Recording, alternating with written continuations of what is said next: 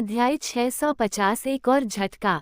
भाई वांग हाओ, साधना में आपकी और अधिक प्रगति के लिए आपको बहुत बहुत बधाई। भाई, तुम्हारे जैसा प्रतिभाशाली मैंने पहले कभी नहीं देखा, जो चाय पीते हुए भी तरक्की कर सकता है। लगता है हमारी आकाशगंगा ने आखिरकार एक असाधारण युवा प्रतिभा को जन्म दिया है। मुझे पूरा विश्वास है कि तुम्हारी प्रतिभा अल्फा ब्रह्मांड की तथाकथित शीर्ष 100 जातियों के प्रतिभाशाली लोगों से किसी भी तरह कम नहीं है। बूढ़े कियान हैरान दिखे, लेकिन उनके चेहरे पर ईर्ष्या का कोई भाव नहीं था, बल्कि सच्ची संतुष्टि झलक रही थी। नवीनतम अध्याय पढ़ने के लिए कृपया यहाँ जाएं। बिल्कुल नहीं, यह महज एक संयोग था, वांग हाओ ने विनम्रता से कहा। बूढ़े कियान ने हाथ हिलाते हुए कहा, विनम्र होने की कोई जरूरत नहीं है। एक प्रतिभाशाली व्यक्ति में प्रतिभा का गौरव होना चाहिए। अगर एक प्रतिभाशाली व्यक्ति भी हार मान लेता है, तो उसमें और एक साधारण व्यक्ति में क्या अंतर है? जब आप सफल हों तो जीवन का भरपूर आनंद लें। एक प्रतिभाशाली व्यक्ति में शिखर पर खड़े होकर सभी पहाड़ों को नीचे से देखने की महत्वाकांक्षा होनी चाहिए। बूढ़ा आदमी और जवान आदमी खुशी खुशी बातें कर रहे थे। इसी क्षण वांग हाओ को अपनी यात्रा का उद्देश्य याद आया और उसने बोलना शुरू किया। बूढ़े कियान, क्या आपको पता है कि आप यहाँ से गोलियां खरीदते हैं? अमृत शब्द सुनते ही ओल्ड कियान के चेहरे का भाव अचानक पूरी तरह बदल गया और उसने धीमी आवाज में कहा, हम स्वीकार करते हैं, बिल्कुल स्वीकार करते हैं। जब तक ये कोई मूल्यवान वस्तु है, अद्वितीय मंडप हमेशा से सभी के लिए खुला रहा है, सभी का स्वागत करता रहा है। क्या मैं पूछ सकता हूँ, भाई, आप किस प्रकार की गोली दे रहे हैं? ये कितनी प्रभावी है और इसे किस गुरु ने बनाया है? फिर मानो कुछ याद आने पर उसने आगे कहा, हालांकि मुझे याद आ रहा है कि आकाशगंगा में केवल एक ही महान रसायन शास्त्री है। क्या ये हो सकता है? उद्धरण चिन्ह। वांग हाओ ने अपना सिर हिलाया, फिर मुस्कुराते हुए कहा, वरिष्ठ महोदय, सच कहूं तो मैंने अभी अभी इस गोली को परिष्कृत किया है। इसे तैयार करने में आधे महीने से भी कम समय लगा। इस गोली का नाम मज्जा शुद्धिकरण गोली है और यह एक प्राचीन सूत्र के अनुसार बनाई गई है। मैंने 9 सितारा मध्यम श्रेणी की मज्जा शुद्धिकरण गोलियों का एक बैच तैयार किया है और इन्हें बेचना चाहता हूँ। कृपया इनका मूल्यांकन करें, वरिष्ठ महोदय। वांग हाओ के ये कहने पर कि उसने गोलियां खुद बनाई हैं, बूढ़े कियान को पहले लगा कि वांग हाओ मजाक कर रहा है। हालांकि वांग हाओ की दृढ़ निगाह और गंभीर भाव देखकर, जिससे झूठ का आभास नहीं हुआ, उसने कुछ संदेह के साथ वांग हाओ के हाथ से सफ़ेद चीनी मिट्टी की बोतल ले ली। चीनी मिट्टी की बोतल को खोलकर ढक्कन खोलने पर अंदर से अंगूठे के आकार की, बिल्कुल गोल सिंदूरी लाल रंग की गोली निकली। गोली पर स्पष्ट रूप से दिखाई देने वाली लाल आकृतियों और उसकी सुगंधित औषधीय खुशबू से ओल्ड कियान बिना किसी संदेह के समझ गया कि उसके सामने रखी गोली असली है। कियान बू एयर ने कई प्राचीन औषधियां देखी थीं और बू एयर पवेलियन के संस्थापक के रूप में औषधियों की पहचान करने में उनकी विशेषज्ञता पूरी आकाशगंगा में बेजोड़ थी। हालांकि वो कल्पना भी नहीं कर सकता था कि इतनी बढ़िया गोली एक ऐसे युवक से आ सकती है जिसकी उम्र 20 साल भी नहीं थी। इसके अलावा इस पर अंकित अमृत की रेखाएं स्पष्ट हैं और पैटर्न जटिल हैं, जो स्पष्ट रूप से एक कुशल रसायनज्ञ की कृति है। यह मानना कि 20 वर्ष से कम आयु का एक युवक एक कुशल रसायनज्ञ बन सकता है, विशेष रूप से ऐसे युग में जब प्राचीन रसायन शास्त्र की तकनीकें लुप्त हो चुकी हैं। अगर आप उसे पीट पीट कर मार भी डाले तो भी वो कभी इस बात पर विश्वास नहीं करेगा। प्राचीन काल में भी वयस्कता प्राप्त करने से पहले 20 वर्ष की आयु से पहले कीमियागर बनना अत्यंत कठिन था। रसायन शास्त्र अत्यंत जटिल और गहन है, इसलिए प्रत्येक कुशल रसायन शास्त्री आज के नोबेल पुरस्कार विजेता वैज्ञानिक के समकक्ष है। यह मानना कि 20 वर्ष से कम आयु का कोई युवा विज्ञान में नोबेल पुरस्कार जीत सकता है, सरासर कल्पना है। लेकिन लड़का आत्मविश्वास से उसके सामने खड़ा रहा। कियान बू एयर को ऐसा लगा मानो 100 साल से अधिक जीने का उनका अनुभव पूरी तरह से उलट गया हो। जब कियान बू एयर ने पहली बार सुना कि वांग हाओ 20 साल की उम्र से पहले ही 9वें स्तर का विशेषज्ञ बन सकता है, तो वह चौंक गया। दूसरी बार जब वांग हाओ ने उसके सामने एक कप चाय पी और फिर 9वें रैंक के मध्यवर्ती स्तर पर पहुंच गया, तो इससे वह दूसरी बार चौंक गया। अब तो उसे यकीन ही नहीं हो रहा था कि वांग हाओ उसे तीसरी बार चौंका सकता है। ये सिर्फ अविश्वास ही नहीं था, बल्कि पूरी तरह से अकल्पनीय था। अस्थि मज्जा शुद्धिकरण गोली पकड़े हुए बूढ़े हाथ में हल्की सी कपकपी हुई जब कियान बू ईर ने कांपती हुई आवाज में कहा, ये गोली क्या सच में ये आपने बनाई है, भाई वांग हाओ? कियान बू ईर की आंखों में गहरा संदेह था, लेकिन वह अपनी उत्तेजना को दबा रहा था। उसके बूढ़े चेहरे पर अजीब सी हलचल हुई, जिसमें संदेह, सदमा और दबी हुई उत्तेजना का मिलाजुला भाव झलक रहा था। बिल्कुल, ये असली है। पूरे ब्रह्मांड में मैं, वांग हाओ, अकेला ही हूँ जिसके पास इस तरह की गोली है। और कोई नहीं है। मेरे पास अभी भी काफ़ी गोलियां मौजूद हैं, और जब तक मेरे पास पर्याप्त सामग्री होगी, मैं कभी भी गोलियां बनाना शुरू कर सकता हूँ। तो, एल्डर कियान, आपकी क्या कीमत है? मैं पहले बैच में 100 गोलियां बेचने की योजना बना रहा हूँ। वांग हाओ मन ही मन हिसाब लगा रहा था। उसने इस बार कुल 1041 मज्जा शुद्धिकरण गोलियां बनाई थीं, जिनमें से अधिकतर मध्यम श्रेणी की 9 सितारा गोलियां थीं, जिन्हें वह बेच सकता था। वह गैलेक्सी टीम के उपयोग के लिए केवल कुछ उच्च श्रेणी की मज्जा शुद्धिकरण गोलियां रखेगा और बाकी को साधना संसाधनों और योगदान अंकों के बदले में इस्तेमाल करेगा। खांसी। वांग हाओ की आवाज़ सुनकर बूढ़ा कियान चौंक गया और उसके गले में अटकन सी हो गई।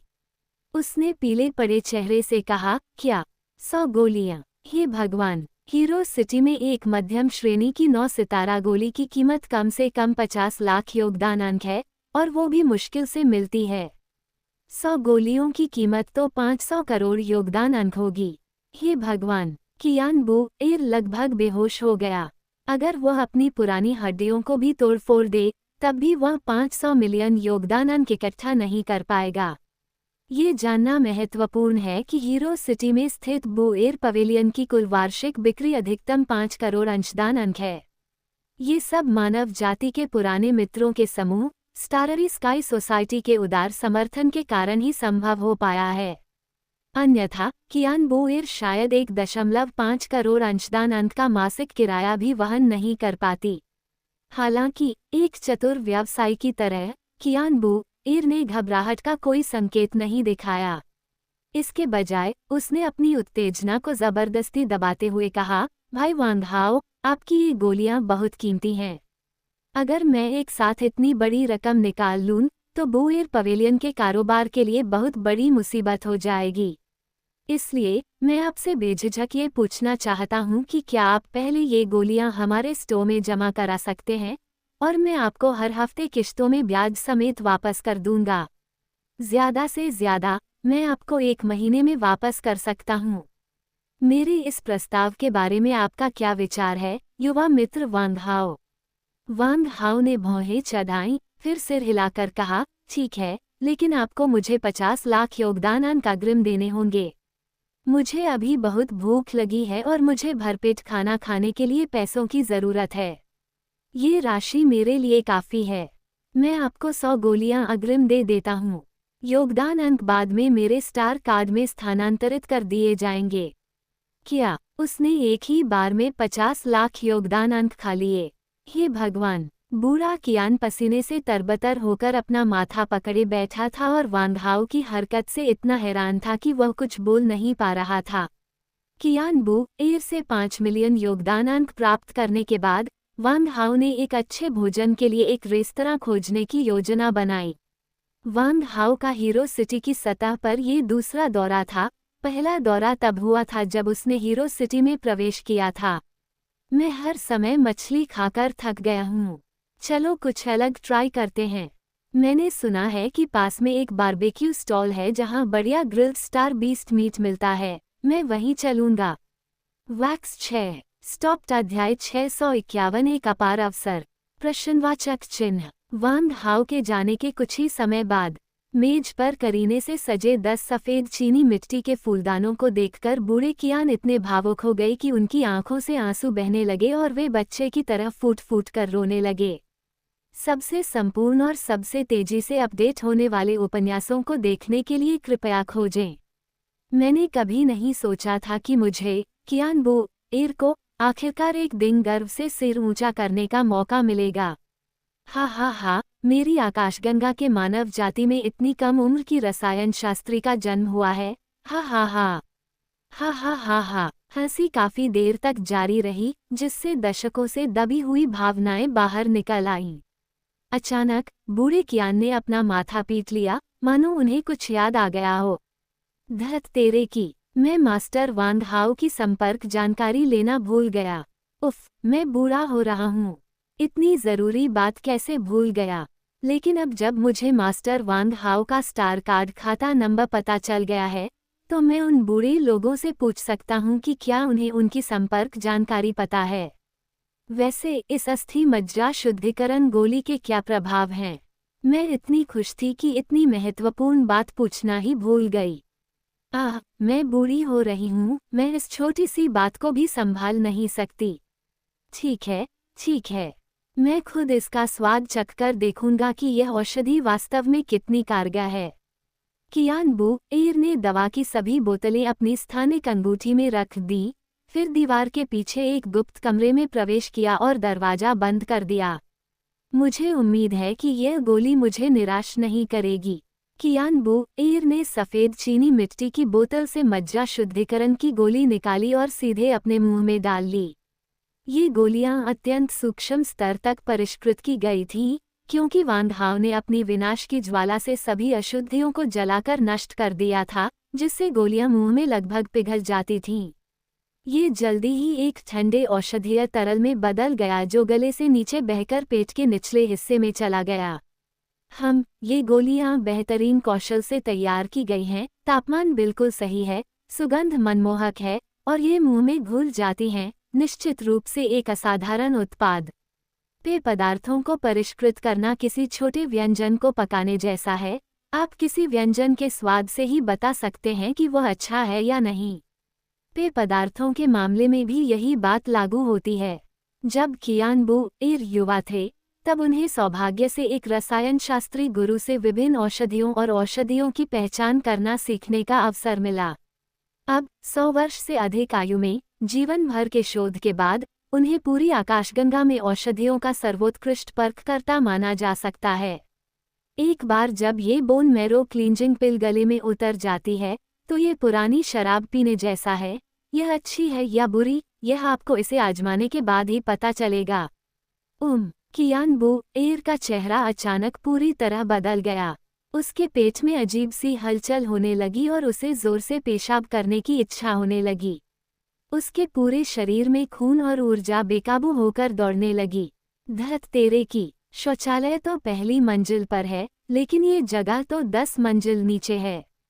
कियान बोएर के चेहरे का भाव एकदम बदल गया और वह अचानक बवंडर की तरह दौड़ने लगी, अपनी पैंट ऊपर खींचते हुए 10वें तहखाने से पहली मंजिल तक दौड़ पड़ी। 1 घंटे बाद श्री कियान, जो दस्त से लगभग पूरी तरह से थक चुके थे, कांपते हुए और दीवार के सहारे खड़े होकर बाथरूम से बाहर निकले। उसने काफी वजन कम कर लिया है। उसका उभरा हुआ पेट अब पहले जैसा नहीं रहा था और वह पहले से कहीं अधिक ऊर्जावान और युवा दिख रही थी। उसके चेहरे की झुर्रियां भी कम हो गई थीं, कनपटी के सफ़ेद बाल गायब हो गए थे और उसके पहले के सफ़ेद बाल फिर से अपने मूल काले और चमकदार रूप में लौट आए थे। वह बिल्कुल अपने पोते कियान शियाओबाओ जैसा दिखता है। कियान बोएर को सबसे ज़्यादा आश्चर्य इस बात से हुआ कि उसकी पुरानी बीमारी और छिपे हुए घाव पूरी तरह से गायब हो गए थे।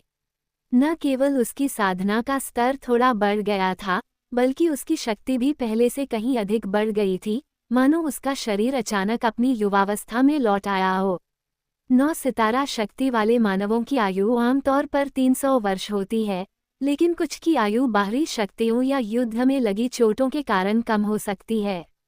यही कारण है कि कियान बोएर 200 वर्ष की आयु से पहले ही एक साधारण बूढ़े व्यक्ति की तरह वृद्ध और दुर्बल दिखाई देने लगे थे। इस अस्थि मज्जा शुद्धिकरण गोली के माध्यम से पूर्ण परिवर्तन से गुजरने के बाद न केवल उनके पुराने और छिपे हुए रोग दूर हो गए और अशुद्धियां निकल गईं, बल्कि उनका शरीर भी मौलिक रूप से मजबूत हो गया, और यहाँ तक कि उनकी साधना, जो कई वर्षों से रुकी हुई थी, में भी सूक्ष्म रूप से प्रगति हुई। इसलिए वो काफी छोटी दिखती है और उसका पूरा व्यवहार बदल गया है। ये तो सचमुच अद्भुत है। मेरी उम्र कम से कम 50 साल बढ़ गई है। मेरा शरीर फिर से अपनी चरम अवस्था में लौट आया है। यह अस्थि मज्जा शुद्धिकरण की गोली तो मानो एक दिव्य औषधि है। हा, इस बार मुझे, कियान बू एर को, सचमुच एक अविश्वसनीय अवसर मिला है। हा, ऐसे चमत्कारी प्रभाव, ये किसी चमत्कार से कम नहीं है। ये शारीरिक शक्ति बढ़ाता है और रक्त को मजबूत करता है। अगर इसका इस्तेमाल युवाओं पर किया जाए तो यह उनकी साधना क्षमता को बढ़ा सकता है। इसे एक सामान्य उच्च श्रेणी की गोली की श्रेणी में रखा जा सकता है और एक गोली की अधिकतम कीमत 8 मिलियन योगदान अंक हो सकती है। लेकिन अगर हम इसे मेरे जैसे बूढ़े लोगों को बेचते हैं तो हम मुनाफा कमा सकते हैं। और सबसे महत्वपूर्ण बात यह है कि यह एक दुर्लभ वस्तु है। पूरे ब्रह्मांड में केवल यूनिक पवेलियन में ही यह बिक्री के लिए उपलब्ध है। कियान बू एर की आंखें चमक उठीं। आकाशगंगा में अंतरतारकीय अंतरिक्ष में कदम रखने वाले बुजुर्ग लोगों में से अधिकांश जो आज भी जीवित हैं, काफी शक्तिशाली हैं और उनके पास धन की कमी नहीं है। क्या होगा अगर अचानक कोई ऐसा अमृत प्रकट हो जाए जो जीवन को लंबा कर दे, बुजुर्गों के स्वास्थ्य में सुधार करे और यहाँ तक कि शरीर के भीतर मौजूद जिद्दी बीमारियों और छिपी हुई चोटों को भी पूरी तरह से ठीक कर दे। अकेले आकाशगंगा में ही 9वें स्तर के कई शक्तिशाली ग्रह मौजूद हैं जो 100 या 200 साल से भी अधिक पुराने हैं। अपनी ही मानव जाति से पैसा कमाना कोई बड़ी बात नहीं है। आकाशगंगा की तुलना में पूरे अल्फा ब्रह्मांड में अनगिनत बूढ़े लोग हैं जिनका जीवनकाल समाप्त होने वाला है और जो इतने लंबे समय से प्रगति करने में असमर्थ रहे हैं। यह एक जबरदस्त व्यावसायिक अवसर है, एक ऐसा अवसर जो अनगिनत 9वें दर्जे की दिग्गज कंपनियों को पागल कर देता है। कियान बू एर को अचानक अपनी उम्र का एहसास बहुत कम होने लगा और उसका दिमाग भी पहले से कहीं ज्यादा तेज हो गया।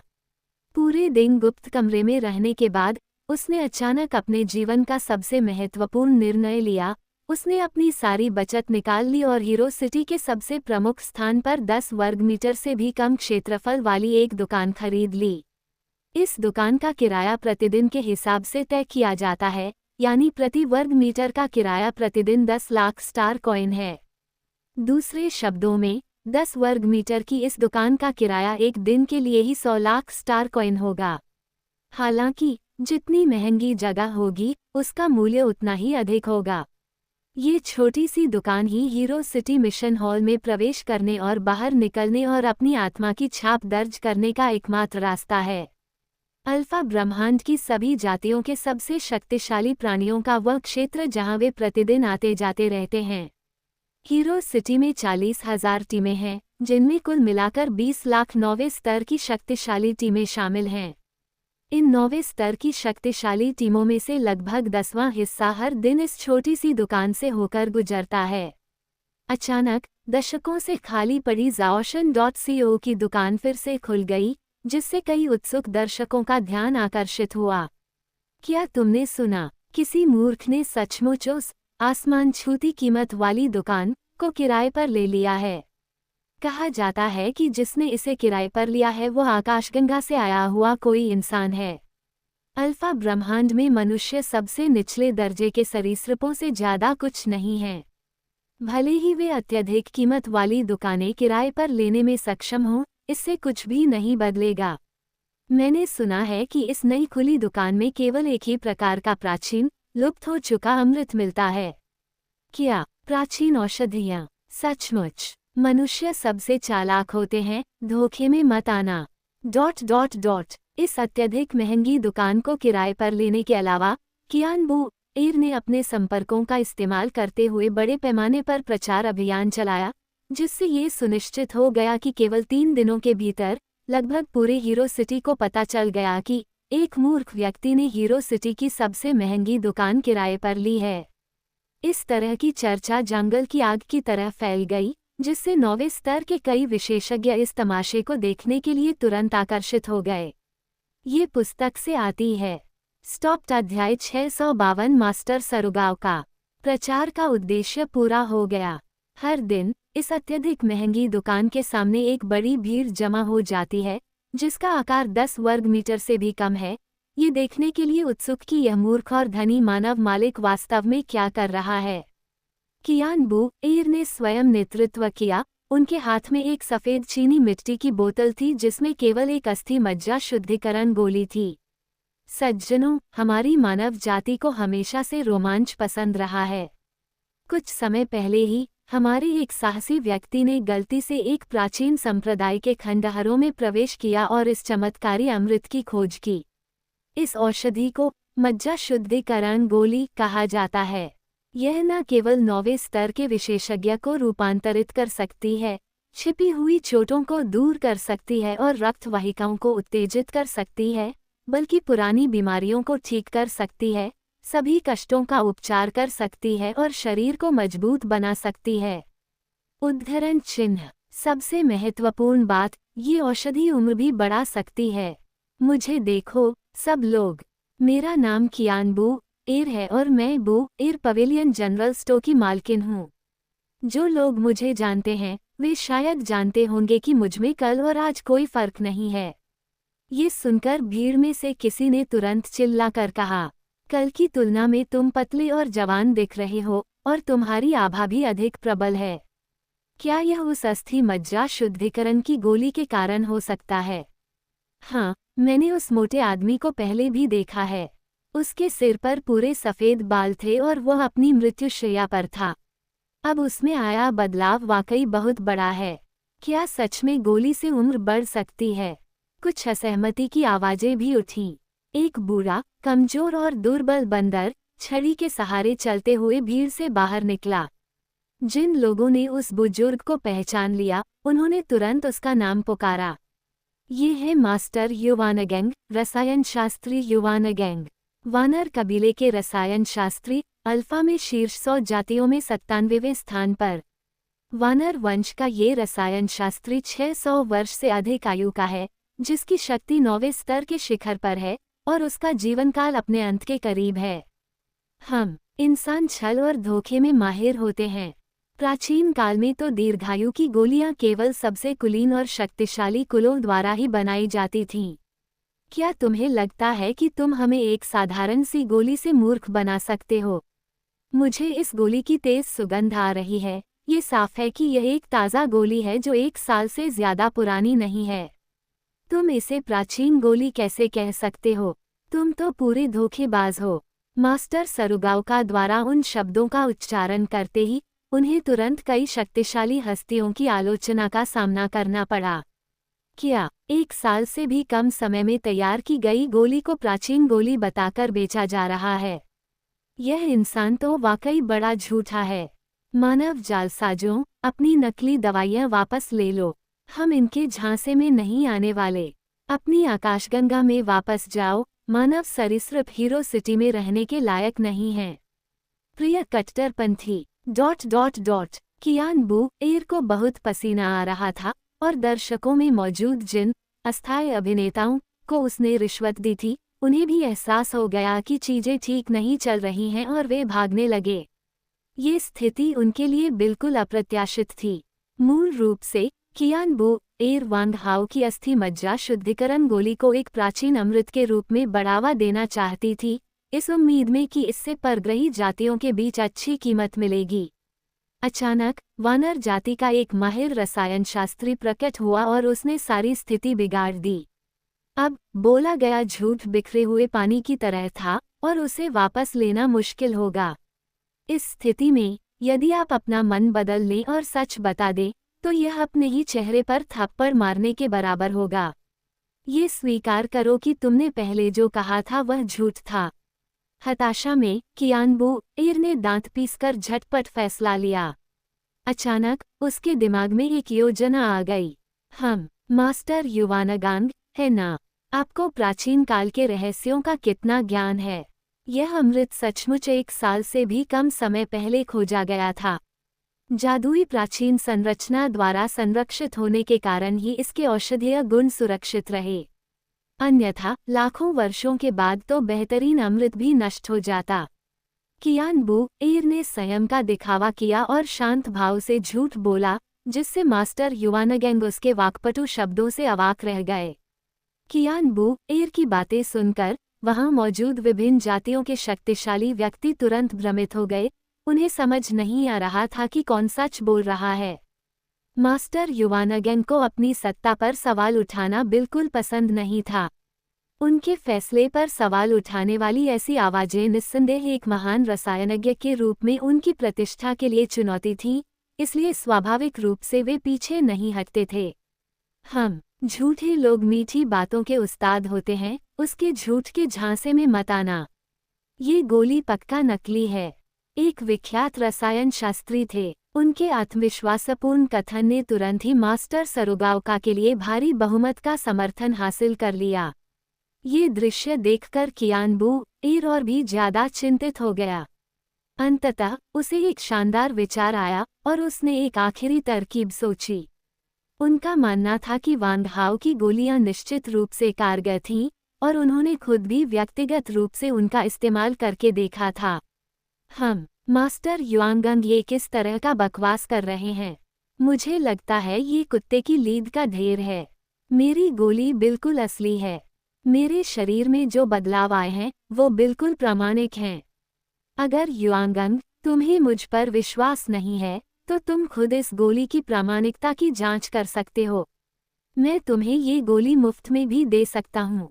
अगर गोली असली है और इसके असर वाकई वैसे ही हैं जैसा मैं कह रहा हूँ, तो मास्टर युआनगंग तुम्हें मुझसे व्यक्तिगत रूप से माफ़ी मांगनी होगी और मेरी दुकान के साइनबोर्ड पर अपना नाम लिखना होगा।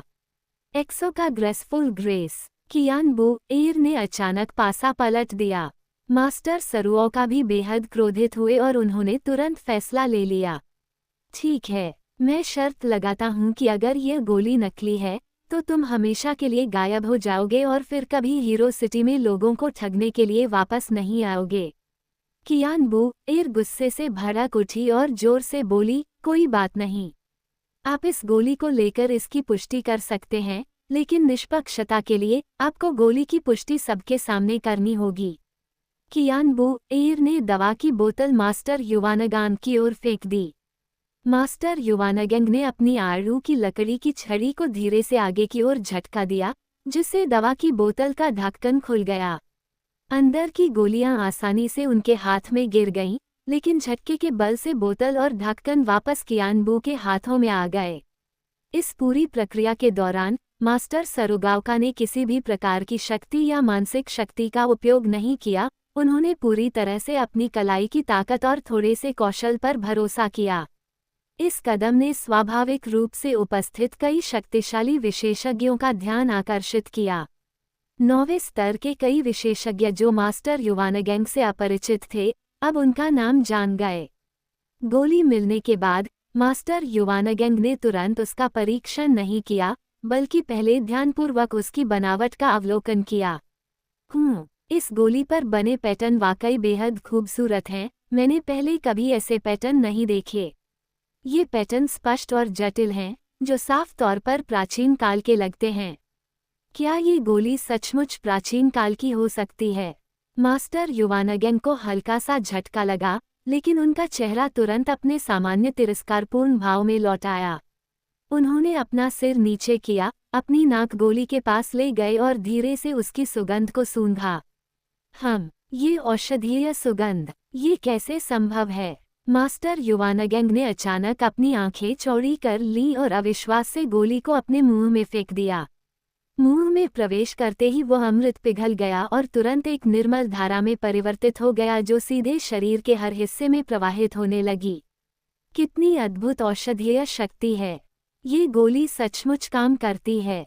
जैसे बिजली का झटका लगा हो। सरुगाओका का एक कुशल रसायनज्ञ होने का घमंड पल भर में चकनाचूर हो गया। हालांकि उनके चेहरे पर तुरंत मुस्कान आ गई। नहीं, ये गोली तो बस परिष्कृत की गई है, लेकिन इस गोली को किस कुशल कारीगर ने बनाया है? मेरे अनुभव में मैंने पूरे अल्फा ब्रह्मांड में किसी ऐसे रसायनज्ञ के बारे में नहीं सुना जो इतने अनोखे पैटर्न वाली इतनी विचित्र गोली को परिष्कृत कर सके। जारी रहेगा। _7SH स्टॉप्ड अध्याय 653 150 मिलियन योगदान अंक। इन गोलियों पर बने पैटर्न किसी इंसान के हाथ की उंगलियों के निशान की तरह हैं। हर एक गोली अपने आप में अनोखी है। प्रत्येक रसायनज्ञ द्वारा बनाई गई गोलियों पर उंगलियों के निशान की तरह अद्वितीय पैटर्न होते हैं। अनुभवी रसायनज्ञ इन पैटर्नों की जांच करके गोली बनाने वाले रसायनज्ञ की पहचान तुरंत कर सकते हैं। स्पष्ट रूप से मास्टर युवानगेंग ने अपनी स्मृति में मौजूद सभी रसायन शास्त्रियों के गुरुओं को खंगाला, लेकिन उन्हें एक भी ऐसा गुरु नहीं मिला जिसका रसायन शास्त्र का तरीका इस अमृत पर अंकित तरीके से मेल खाता हो। यहाँ तो सिंदूरी रंग का मिलता जुलता पैटर्न भी नहीं है। इससे ये संकेत मिलता है कि इस गोली को बनाने वाला उस्ताद एक बिल्कुल नया रसायनज्ञ था और इस गोली को बनाने की विधि अल्फा ब्रह्मांड में अद्वितीय थी। ये भी संभव है कि रसायन शास्त्र की यह बिल्कुल नई तकनीक किसी उस्ताद द्वारा बनाई गई हो। ये सोचकर मास्टर युवानगेंग उत्साहित और उत्सुक हो गए और तुरंत आगे बढ़कर कियानबू एर से पूछने लगे कि यह गोली किस मास्टर ने बनाई है। हालांकि जैसे ही वह एक कदम आगे बढ़ाने वाला था, अचानक उसके चेहरे के भाव में जबरदस्त बदलाव आ गया। अरे नहीं, दवा असर कर रही है। मास्टर सरुगावका ने अचानक खुद को कसकर गले लगा लिया। उनका चेहरा एकदम लाल हो गया। मास्टर सरुगावका का प्रदर्शन देखकर कियानबू एर को आखिरकार अपने दिल से एक बड़ा बोझ उतरने का एहसास हुआ। धिक्कार है मास्टर सरुओका, आप कितने घमंडी थे। अब देखते हैं क्या कहते हो। लेकिन लगता है यहाँ आसपास कोई शौचालय नहीं है। अगर मैं सबके सामने पेशाब या शौच कर दूं, तो इतनी शर्मिंदगी होगी कि पूरी दुनिया को पता चल जाएगा। कियानबू एर के चेहरे पर गर्व का भाव था। मास्टर सरुगावका के प्रति मेरे मन में जो भी गुस्सा था, वह पल भर में गायब हो गया। इस क्षण अस्थि मज्जा शुद्धिकरण गोली का प्रभाव वास्तव में दिखने लगा। मास्टर युवानगेंग का शरीर एक अशांत समुद्र की तरह था और 900 वर्षों में संचित अवशिष्ट विषाक्त पदार्थों, अशुद्धियों, छिपी हुई चोटों और बीमारियों से बना काला तरल अस्थि मज्जा शुद्धिकरण गोली के प्रभाव से उनके रोमछिद्रों से बाहर बहने लगा। लेकिन गहरी अशुद्धियां, मृत कोशिकाएं और विषाक्त पदार्थ एक उग्र नदी की तरह बह निकलते हैं, जिन्हें रोकना असंभव है। मास्टर सरुगावका के चेहरे के भाव एकदम बदल गए। हताशा में उनके पास अपने निवास स्थान पर वापस जाने और आराम से शौच करने के लिए टेलीपोर्टेशन का उपयोग करने के अलावा कोई विकल्प नहीं था। 2 घंटे बाद जब मास्टर सरुगावका ने एक बार फिर अपना वादा निभाया और फुजिक्कू स्टो के प्रवेश द्वार पर पहुंचे, तो उनका चेहरा पीला पड़ गया था और वे चुप रहे, फुजिक्कू के साइनबोर्ड के नीचे अपना नाम साइन करते रहे। हालांकि उसमें कियानबू एर से माफी मांगने की हिम्मत कभी नहीं हुई।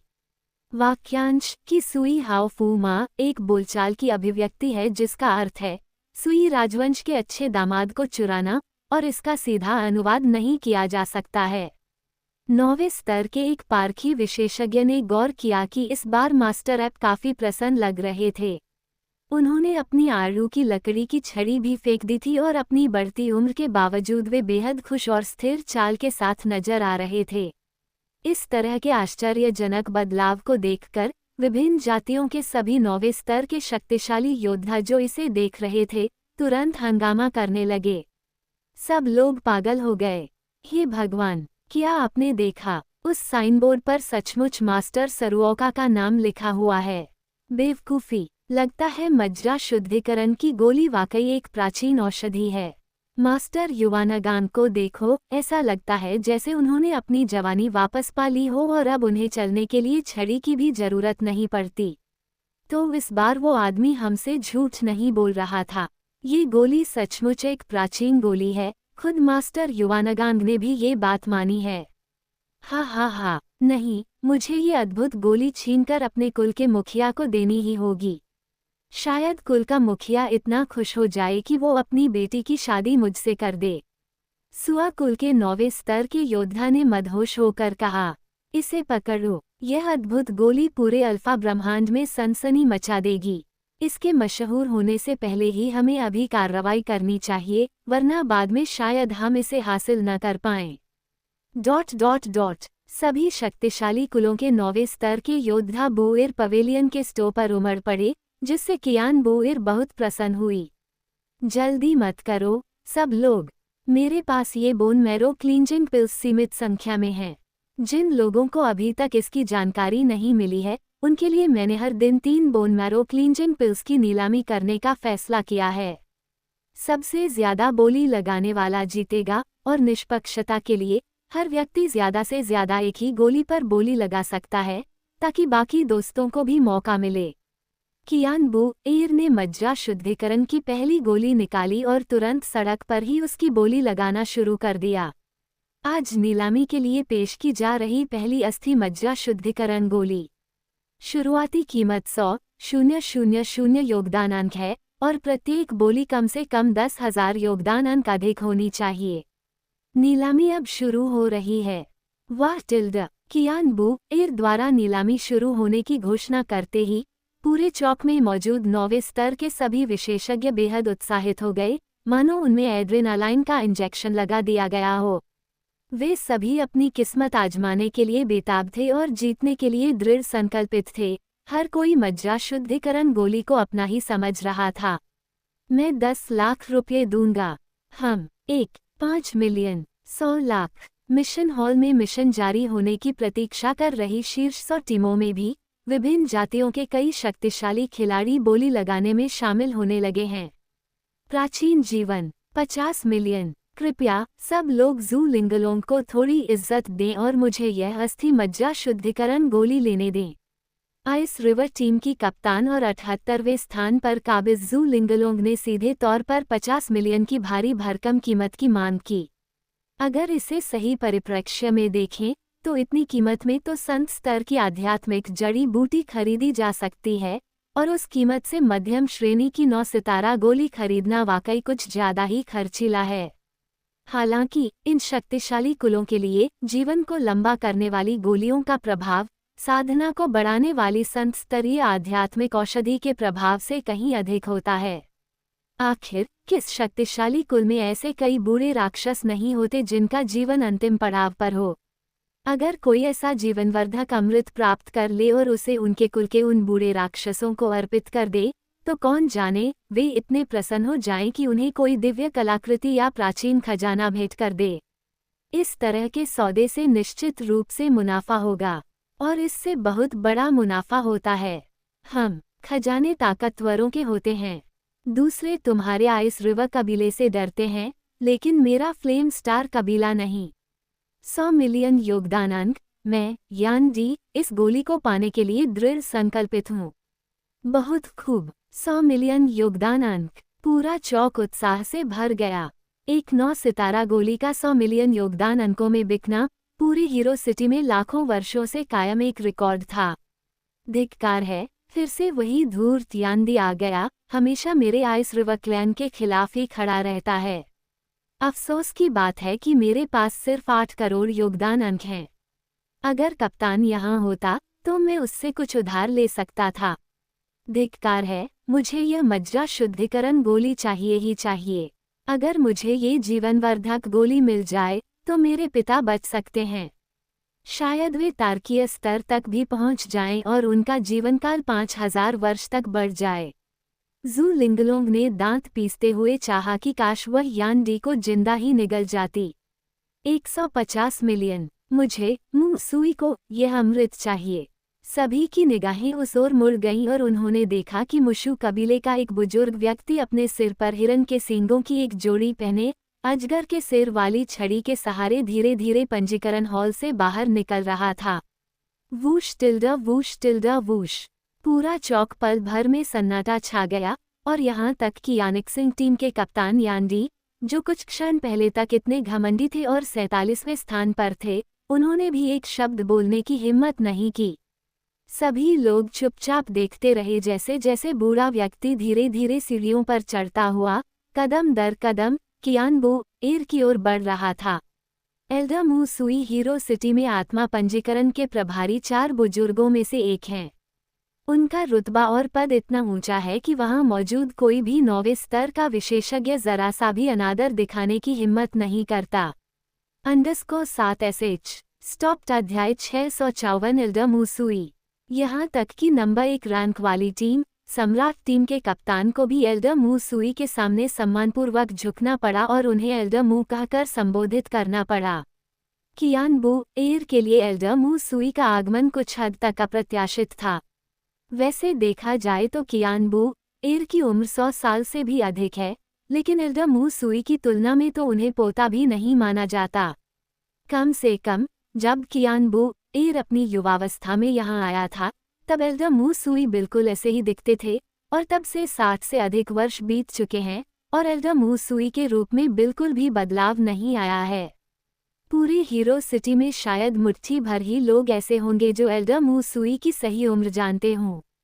एल्डर मूसुई की असली ताकत के बारे में कोई नहीं जानता। मधुमक्खी महापुरुष, यदि आपको यह अस्थि मज्जा शुद्धिकरण गोली चाहिए तो मैं आपको एक निःशुल्क दे दूंगा। आपको स्वयं यहाँ आने की आवश्यकता नहीं है। कियान बू एयर ने अपने माथे से ठंडा पसीना पोंछा और कांपती हुई आवाज में कहा, मैं तो बस मजाक कर रहा था। अगर एल्डर मूसुई नाराज हो गए तो कियान बू एयर को सिर्फ एक शब्द से तुरंत बाहर निकाला जा सकता है और वो फिर कभी हीरो सिटी में कदम नहीं रख पाएगी, या फिर ब्रह्मांड के किसी अंधेरे कोने में रहस्यमय तरीके से मर भी सकती है। हालांकि एल्डर मूसुई उतने भयानक नहीं थे जितना कि आज अफवाहों में कहा जाता है। छोटे मोटे इतने साल बीत गए और तुम्हें आज भी रोमांच उतना ही पसंद है। मुझे याद है उस समय तुम यहाँ एक मानव रसायन शास्त्री के साथ किसी अमरता के अमृत का व्यापार कर रहे थे। वैसे वो रसायन शास्त्री वाकई प्रतिभाशाली था, लेकिन उस अमरता के अमृत का असर कुछ निराशाजनक ही रहा। जब अतीत का जिक्र हुआ तो कियान बू एयर भी स्तब्ध रह गई। यह अप्रत्याशित था कि एल्डर मूसुई को अभी भी वह शर्मनाक घटना याद थी जब वह युवा थे और यहाँ के रसायन शास्त्री के साथ आध्यात्मिक औषधियों का प्रयोग कर रहे थे। कियान बू एयर का चेहरा तुरंत बेहद शर्मिंदा हो गया। ये एल्डर मूसुई, सच कहूँ तो यह मज्जा शुद्धिकरण गोली 9वें स्तर के विशेषज्ञों पर कुछ हद तक असर करती है, लेकिन मुझे डर है कि आपके लिए यह बहुत प्रभावी नहीं होगी। उद्धरण चिन्ह। एल्डर मूसुई की आंखें काले मोतियों से भी ज्यादा चमकदार थीं, लेकिन इस क्षण वे अचानक हंस पड़े। हा, छोटे मोटे, डरो मत। मुझे बस इस गोली के बारे में जानने की उत्सुकता है और मैं इसका अध्ययन करना चाहता हूँ। यहाँ तक कि वह घमंडी छोटा लड़का युआन गैंग भी इससे प्रभावित हुआ था, इसलिए मुझे भी इसके बारे में जानने की उत्सुकता है। चिंता मत करो, मैं ये योगदान अंक दे सकता हूँ। ये लो, ये एक गुमनाम काला सोना कार्ड है जिसमें 200 मिलियन योगदान अंक जमा है, इसे ले लो। वाह टिल्डा। कियान बू एयर लगभग घुटनों के बल गिर पड़ा। एस्ट्रल कॉन्क्वेस्ट, महाराज कृपया मुझे गले लगाइए। महज कुछ शब्दों में एल्डर मूसुई ने योगदान अंकों को 150 मिलियन से बढ़ाकर 200 मिलियन कर दिया। कियान बू एयर को घुटन महसूस हो रही थी। दवा की बोतल पकड़े हुए उसकी हथेलियां घबराहट से पसीने से भीग रही थीं। क्या आप इसे इस बूढ़े आदमी को देने में हिचकिचा रहे हैं? अरे नहीं, बिल्कुल नहीं। मैं बस बहुत उत्साहित हो गया था। एल्डर मूसुई, कृपया ये गोली ले लीजिए। कांपते हुए कियान बू एयर ने अपने हाथ में पकड़ी दवा की बोतल एल्डर मूसुई को सौंप दी। एल्डर मूसुई ने दवा की बोतल तो ले ली, लेकिन खुद उसकी जांच नहीं की। इसके बजाय उन्होंने उसे सीधे अपने स्पेशल रिंग में रख लिया और फिर मुड़कर वहां से चले गए। एल्डर मूसुई द्वारा माहौल को गरमाने के बाद खुले आसमान के नीचे आयोजित नीलामी स्थल पर और भी अधिक चहल पहल मच गई। क्या अभी वो एल्डर मूसुई थे? क्या मुझे भ्रम हो रहा है? नहीं, ये तो वाकई एल्डर मूसुई थे। हे भगवान, एल्डर मूसुई भी एक गोली खरीदने के लिए 200 मिलियन योगदान अंक खर्च करने को तैयार थे। आखिर ये मज्जा शुद्धिकरण गोली क्या है? बेवकूफ, क्या इसमें कोई शक भी है? ये तो पक्का कोई प्राचीन अमृत है, एक ऐसा खजाना जिस पर बड़े बड़े विशेषज्ञ भी नजर गड़ाए रहते हैं। इसे पकड़ो, ऐसा दिव्य अमृत। अगर हमने इसे अभी नहीं पकड़ा तो ये गायब हो जाएगा। धिक्कार है, आज तो सिर्फ 2 ही बचे हैं। मुझे अब कोई फर्क नहीं पड़ता, चाहे मेरी शादी हो या न हो, मैं एक जरूर खरीदूंगा। दूसरी ओर स्टार बीस्ट्स के शानदार बारबेक्यू भोज का आनंद लेने के बाद वांग हाओ ने अपने द्वारा प्राप्त किए गए सभी 5 मिलियन योगदान अंक खर्च कर दिए। भूमिगत 4000वीं मंजिल पर स्थित गैलेक्सी टीम हाउस में लौटने के बाद वह तुरंत फिर से एजोर ड्रैगन स्पेस में प्रवेश कर गया। समय को देखते हुए इन पांचों लोगों को 3 महीने की लड़ाई के बाद अपने हाथ से हाथ मिलाकर लड़ने के अनुभव में काफी सुधार कर लेना चाहिए था। अब समय आ गया है कि हम कुछ दिव्य तारा अमृत को परिष्कृत करें। वांग हाओ ने उच्च श्रेणी और सर्वोच्च श्रेणी के स्वर्गीय तारा अमृत का एक बैच तैयार करने का फैसला किया, जिसमें से कुछ गैलेक्सी टीम के लिए, कुछ अपने लिए और बाकी योजना के अनुसार एल्डरसू को बेचने के लिए था। अधिक जटिल गोलियों को परिष्कृत करने के अनुभव के साथ वांग हाओ अब आसानी से साधारण स्वर्गीय तारा आत्मा तरल को परिष्कृत कर सकता है। एक दिन से भी कम समय में वांग हाओ ने 500 बोतल उच्च श्रेणी के स्वर्गीय तारा आत्मा तरल और 300 बोतल शीर्ष श्रेणी के स्वर्गीय तारा आत्मा तरल को परिष्कृत किया। 900 से अधिक अस्थि मज्जा शुद्धिकरण गोलियों के भंडार के साथ ये बर्बाद करने के लिए पर्याप्त होना चाहिए। इस समय वांग हाओ पिछले 3 महीनों में सभी की साधना के परिणामों की जांच करने के इरादे से एजोर ड्रैगन हॉल से निकल गया। इस समय गैलेक्सी टीम के सभी 5 सदस्य पूरी ताकत से लड़ रहे थे और उन्हें वांग हाओ के आगमन की बिल्कुल भी जानकारी नहीं थी। पुनर्जन्मित महिला ताओवादी पुजारिन, मुखिया की शैतानी पत्नी। वांग हाओ को सबसे ज्यादा आश्चर्य इस बात पर हुआ कि लेई पेंग, चौथा भाई जो हमेशा धूर्त और चालाक प्रतीत होता था, वास्तव में साधना में सबसे बड़ी उपलब्धियां हासिल कर चुका था। महज 3 महीनों में लेई पेंग ने अपनी शक्ति को 9वें रैंक के मध्यवर्ती स्तर से बढ़ाकर उच्च स्तर तक पहुंचा दिया। इतना ही नहीं, ऐसा प्रतीत होता है कि उसके शरीर में मौजूद A rank golden winged rock के जीन में विकास के कुछ सूक्ष्म संकेत दिखाई दिए हैं, मानो किसी प्रकार का आनुवंशिक उत्परिवर्तन हुआ हो। आमतौर पर जीन योद्धाओं में प्रत्यारोपित लड़ाकू जीन उनके पूरे जीवन भर के लिए स्थिर रहते हैं, लेकिन बहुत ही दुर्लभ मामलों में अप्रत्याशित उत्परिवर्तन हो सकते हैं। अपने युद्ध कौशल में उत्परिवर्तन के बाद उन्हें अक्सर कुछ अप्रत्याशित लाभ मिल सकते हैं। उदाहरण के लिए, आप कुछ उत्परिवर्तित कौशल, शक्तिशाली रूपांतरण गुण प्राप्त कर सकते हैं, या यहाँ तक कि एक उत्परिवर्तित वंश को जागृत कर सकते हैं। इनमें से उत्परिवर्तित वंश विशेष रूप से मूल्यवान हैं। कुछ मायनों में ये सबसे शक्तिशाली प्राचीन कुलों की वंश परंपरा से भी अधिक अनमोल है। लेकिन भाई कियांग अभी भी उन सभी में अपने प्रशिक्षण के प्रति सबसे अधिक समर्पित हैं और निश्चित रूप से उनके आमने सामने की लड़ाई के कौशल भयावह हैं। अब 3 महीने बाद वह वांग हाओ से, जो अपनी 70% ताकत पर है, बराबरी का मुकाबला करने में सक्षम है। वांग हाओ के लिए यह बिल्कुल अप्रत्याशित था। यहाँ तक कि वांग हाओ खुद भी यह गारंटी देने की हिम्मत नहीं करेगा कि वह अपने मानव शरीर से वांग हाओ यी को हरा सकता है, जो उसकी ताकत का 70% हिस्सा रखने वाला एक क्लोन है। सिस्टर डू का सी ग्रेड जीन किलर बिच्छू भी सफलतापूर्वक बी ग्रेड में विकसित हो गया है। 3 महीने के प्रशिक्षण के दौरान उसकी शारीरिक स्थिति में स्पष्ट रूप से काफी सुधार हुआ है और उसके शरीर की क्षमता और भी विकसित हुई है। ये तथ्य वांग हाओ के अनुमान को एक अन्य दृष्टिकोण से भी सत्यापित करता है।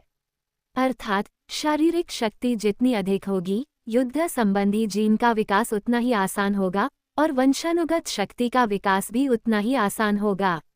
भौतिक शरीर ही समस्त साधना का मूल है और साथ ही जीन, वंश और अन्य मूलभूत तत्वों के पीछे एकमात्र प्रेरक शक्ति भी है। वांग हाओ को बेहद खुशी हुई कि नामी में भी इन 3 महीनों में काफी बदलाव आया है।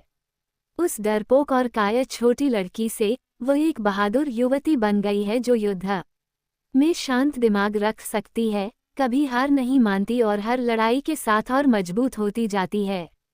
सभी की प्रगति उल्लेखनीय थी, जिससे वांग हाओ को उपलब्धि का एक बड़ा एहसास हुआ।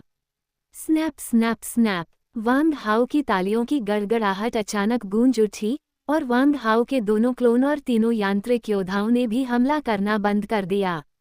सभी ने लड़ना बंद कर दिया और अपना सिर एजोर ड्रैगन हॉल के सामने वांग हाओ की ओर घुमा लिया। _7 SH स्टॉप्ड अध्याय 655 एक अजीब सी अनुभूति। बॉस, मैं तो पूरी तरह से इसमें मग्न था। मेरे सुनहरे युद्ध कवच को देखो, मैं लगभग इस खोपड़ी को हराने ही वाला था। उद्धरण चिन्ह। ली पेंग बड़बड़ाया और गालियां दी, ऐसा लग रहा था जैसे उसका मन नहीं भरा हो। 3 महीने के कठिन प्रशिक्षण के बाद उस मोटे आदमी का वजन 30 पाउंड से अधिक कम हो गया और उसकी मांसपेशियां और भी उभरने लगीं। विशेष रूप से उसकी वंश परंपरा में परिवर्तन होने के बाद उसके भूरे पंख चमकदार सुनहरे रंग में बदल गए। तो इस आदमी ने अपने पशु रूपांतरण के बाद अपने पूरे शरीर पर उगे पंखों को बेशर्मी से गोल्डन बैटल आर्मर कह दिया। उसे जरा भी अंदाजा नहीं था कि चाहे आप उसे किसी भी तरह से देखें, वो एक पक्षी मानव जैसा दिखता था। ठीक है, वांग यी ने अपनी ताकत का सिर्फ 60% ही इस्तेमाल किया। अगर उसने डेथ रे का इस्तेमाल किया होता तो एक ही वार से तुम्हारे शरीर में एक बड़ा छेद हो जाता। वांग हाओ ने इस विचार को सिरे से खारिज कर दिया। तुरंत ही ली पिंग ने यांत्रिक योद्धा वांग यी को हैरानी से देखा और मुश्किल से अपनी सांस रोकी। अरे यार, ये लोहे का विशालकाय यंत्र अपनी शक्ति का सिर्फ 80% ही इस्तेमाल कर रहा है। अरे यार, ये यांत्रिक योद्धा किस कंपनी ने बनाया है? ये तो कमाल का है। मालिक, मुझे बताना होगा कि आपने ये यांत्रिक योद्धा कहाँ से खरीदा है। मैं भी घर की सुरक्षा के लिए ऐसे कुछ खरीदना चाहता हूँ। वांग हाओ ने लेई पेंग की बातों पर भौहें चढ़ा लीं। ये तीनों यांत्रिक योद्धा प्राचीन यांत्रिक जाति के योद्धा हैं, लेकिन इनकी चेतना क्षतिग्रस्त हो चुकी है। चाहकर भी आप इन्हें अब नहीं खरीद सकते। धिक्कार है। इसमें कोई आश्चर्य की बात नहीं कि वो इतना भयानक है। वो प्राचीन यांत्रिक जाति का योद्धा है। लेई पेंग को शर्म महसूस हुई। तभी वांग हाओ ने बोलना शुरू किया। बाकी लोग भी थक चुके थे और आराम करने के लिए जमीन पर बैठ गए। 3 महीने के कठिन प्रशिक्षण के परिणाम स्पष्ट रूप से दिखाई दे रहे हैं। अब मैं सभी को स्वर्गीय तारा अमृत और अस्थि मज्जा शुद्धिकरण की गोलियां वितरित करूंगा। स्वर्गीय तारा अमृत का उपयोग उत्पत्ति बल तारा कोर की क्षमता बढ़ाने और दांत्यान स्थान का विस्तार करने के लिए किया जाता है, जिसका अर्थ है कि यह आपके साधना स्तर को बढ़ा सकता है। यदि सब कुछ सुचारू रूप से चला तो 3 दिनों में सभी का साधना स्तर 9वें रैंक के शिखर पर पहुंच जाएगा। मज्जा शुद्धिकरण गोली का कार्य मज्जा और हड्डियों को शुद्ध करना है, जिससे आपका शरीर रूपांतरित होकर उच्च स्तर पर पहुंच जाता है। मुझे लगता है कि आप सभी इन 3 महीनों के कठिन प्रशिक्षण के माध्यम से अपने शरीर को बेहतर बनाने के प्रभावों से अवगत हैं। अस्थि मज्जा शुद्धिकरण गोली का प्रभाव शरीर से कोशिकीय स्तर पर अशुद्धियों को बाहर निकालकर, कोशिका गतिविधि को बढ़ाकर, रक्त परिसंचरण में सुधार करके और इस प्रकार शरीर की क्षमता को बढ़ाकर काम करता है। इन लाभों के अलावा अस्थि मज्जा शुद्धिकरण गोली शरीर के भीतर के जिद्दी रोगों और छिपे हुए घावों को पूरी तरह से ठीक कर सकती है और कई अन्य प्रभावों के साथ साथ जीवन शक्ति और जीवनकाल को भी बहाल कर सकती है। उपपत्नी की पुत्री का अमरता का मार्ग। वांग हाओ का संक्षिप्त परिचय कुछ हद तक नकली दवा बेचने वाले सड़क विक्रेता जैसा लग रहा था, लेकिन सभी ने बड़े चाव से सुना। इस समय वांग हाओ पर सबका भरोसा अभूतपूर्व स्तर पर पहुंच गया था। अगर वांग हाओ एक मिठाई उठाकर ये दावा करे कि यह अमरता का अमृत है, तो हर कोई बिना किसी संदेह के उस पर विश्वास कर लेगा। ये तब का परिणाम है जब कोई व्यक्ति पूरी तरह से सबका विश्वास जीत लेता है।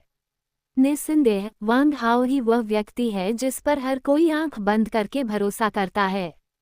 यह विश्वास मेरे दिल में गहराई से बसा हुआ है। वांग हाओ ने अपनी आत्म प्रशंसा समाप्त करने के बाद सबके सामने टेस्ट ट्यूब और दवा की बोतलों का ढेर लगा दिया। ये उच्चतम श्रेणी के दिव्य आत्मा द्रव और उच्चतम श्रेणी की अस्थि मज्जा शुद्धिकरण गोलियां हैं। प्रत्येक व्यक्ति को पहले 5 खुराक लेनी चाहिए। यदि यह पर्याप्त नहीं है तो मैं अलग से और अधिक उपलब्ध कराऊंगा। मैं आपको ये भी याद दिलाना चाहता हूँ कि हेवनली स्टार एलिक्जिर लेने से पहले मैं आपको सलाह देता हूँ कि आप अपने शरीर से अशुद्धियों और अवशिष्ट विषाक्त पदार्थों को दूर करने के लिए पहले मज्जा शुद्धिकरण गोली लें। इस तरह आप हेवनली स्टार एलिक्जिर के औषधीय प्रभावों को अधिक प्रभावी ढंग से अवशोषित कर सकेंगे, जिससे आपको अपनी साधना में सुधार करने में मदद मिलेगी। और हाँ, एक सलाह, बोन मैरो क्लींजिंग पिल लेने से पहले शौचालय ढूंढ लेना सबसे अच्छा है। आप समझ ही गए होंगे ना मेरा मतलब। सभी को हेवनली स्टार एलिक्जर की 5 शीशियां और 5 मैरो क्लींजिंग पिल्स मिलने के बाद वे वांग हाओ की व्यवस्था के तहत अपने अपने छात्रावासों में प्रवेश कर गए और गोलियां लेने की तैयारी करने लगे। जल्द ही गैलेक्टिक टीम के घर के 1 किलोमीटर के दायरे में एक अजीब, तीखी गंध फैल गई, जिससे सरीसृप, चींटियों और मकड़ियों जैसे सभी छोटे कीड़े इस भयानक जहरीली गैस से ढके क्षेत्र से भागने लगे। वांग हाओ ने अपनी दूरदर्शिता से पहले ही भागकर अकेले ही एजोर ड्रैगन स्पेस में प्रवेश कर लिया था। दानव आत्मा भी वांग हाओ के साथ एजोर ड्रैगन स्पेस में प्रवेश कर गई। एजोर ड्रैगन स्पेस में प्रवेश करने के बाद वांग हाओ और दानव आत्मा एक साथ द्वीप पर उतरे। महज 3 महीने बाद कभी सुनसान पड़ा ये द्वीप, जो केवल पीली रेत से ढका हुआ था, अब वास्तव में सभी प्रकार की रंगीन और दुर्लभ औषधीय जड़ी बूटियों से आच्छादित है। कितना सुंदर है स्वामी, क्यों ना हम यहाँ एक बड़ा घर बनाएं। जब आप थक जाएं, तो आप यहाँ आराम कर सकते हैं और मैं आपकी सेवा करूंगी, राक्षसी आत्मा ने कहा और फिर अचानक अपना सिर नीचे कर लिया। किसी कारणवश वांग हाओ को लगा कि राक्षसी आत्माएं हाल ही में अजीब व्यवहार कर रही हैं, और यहाँ तक कि तीनों यांत्रिक योद्धा भी अजीब तरह से व्यवहार कर रहे हैं। वह लड़की कोमल, गोरी और प्यारी है, लेकिन यह अजीब सी भावना कभी कभी केवल एक पल के लिए, एक क्षणिक क्षण के लिए ही रहती है, और वांग हाओ इसे जल्दी ही भूल जाता है। वांग हाओ ने दानव आत्मा के सुझाव पर कोई आपत्ति नहीं जताई। जो चाहो दानव आत्मा, जब कोई बाहरी हो तो मुझे स्वामी कह सकते हो, लेकिन जब हम अकेले हों तो मुझे वांग हाओ कहो। ओह जी हाँ स्वामी। वांग हाओ ने अपनी आंखें घुमाई और मो लिंग को घूर कर देखा। मो लिंग ने तुरंत शर्म से अपना सिर नीचे कर लिया। ओह मुझे पता है वांग हाओ, मैं अब से आपको वांग हाओ ही बुलाऊंगी। राक्षसी आत्मा को धीरे धीरे एक असली इंसान की तरह होते देख वांग हाओ को एक अजीब सी बेचैनी महसूस हुई। हालांकि दानव आत्मा को प्राप्त करने के बाद से ही वांग हाओ ने इसे कभी भी एक ठंडे उपकरण या मशीन के रूप में नहीं माना, बल्कि हमेशा अपने साथी के रूप में माना। वांग हाओ ने दानव आत्मा के लिए साझेदार शब्द का प्रयोग करने से पहले काफी देर तक सोचा। उसने इसे सेवक, अधीनस्थ या अन्य शब्दों से संबोधित क्यों नहीं किया, इसका कारण संभवतः वांग हाओ के व्यक्तित्व से गहराई से जुड़ा हुआ है। इसी बीच वांग हाओ के आदेशानुसार तीनों यांत्रिक योद्धाओं ने लगन से परिपक्व आध्यात्मिक जड़ी बूटियों की कटाई शुरू कर दी और संयोगवश आध्यात्मिक जड़ी बूटियों के बीज बोने के लिए नए औषधीय खेतों की खेती भी शुरू कर दी। अब पूरे द्वीप पर औषधीय जड़ी बूटियों की खेती की जिम्मेदारी पूरी तरह से 3 यांत्रिक योद्धाओं के कंधों पर है। वांग हाओ ने उस विचार को भी ध्यान में रखा जो दानव आत्मा ने द्वीप पर एक बड़ा घर बनाने का प्रस्ताव दिया था। जब उसे समय मिलेगा तो वह बाहर से कुछ सामग्री लाएगा और तीनों यांत्रिक योद्धाओं से इसे बनाने में मदद मांगेगा। सभी को गोलियां लेने के लिए कम से कम 3 दिन चाहिए, इसलिए हम इस दौरान निष्क्रिय नहीं रह सकते। आइए देखें कि पिछले 3 महीनों की लड़ाइयों में हमारे दोनों क्लोनों में कितना सुधार हुआ है। इन 3 महीनों में गैलेक्सी टीम के 5 सदस्यों ने न केवल अपने युद्ध अनुभव में सुधार किया और अपनी ताकत बढ़ाई, बल्कि वांग हाओ के 2 क्लोन भी लड़ाइयों के दौरान विकसित होते रहे। वांग हाओ पहले शरीर की क्लोनिंग का प्रयास करके देखते हैं। अपने क्लोन वांग हाओ को बुलाने के बाद वांग हाओ ने वांग हाओ के भौतिक शरीर के संघनन की मात्रा को ध्यान से महसूस किया और फिर अचानक चौंक गया।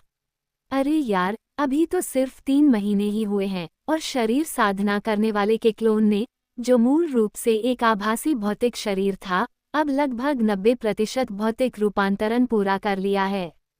यह अविश्वसनीय है। इस आदमी ने ये कैसे किया? _7sh स्टॉप्ड अध्याय 656 क्लोन का साकार होना। मूल रूप से वांग हाओ एक क्लोन था जिसे वांग हाओ की आत्मा के एक हिस्से को उसकी इच्छा शक्ति के रूप में और ब्लैक ड्रैगन पल को उसके शरीर के रूप में अलग करके बनाया गया था। जब इसका क्लोन पहली बार सफलतापूर्वक बना था, तब इसका भौतिक शरीर अभी भी एक आभासी ऊर्जा शरीर था। तीनों क्लोनों में से केवल वांग हाओ, जिसका मुख्य शरीर ब्लैक ड्रैगन पल है, ने वांग हाओ से शुद्धतम सच्चे ड्रैगन रक्त की विरासत प्राप्त की है।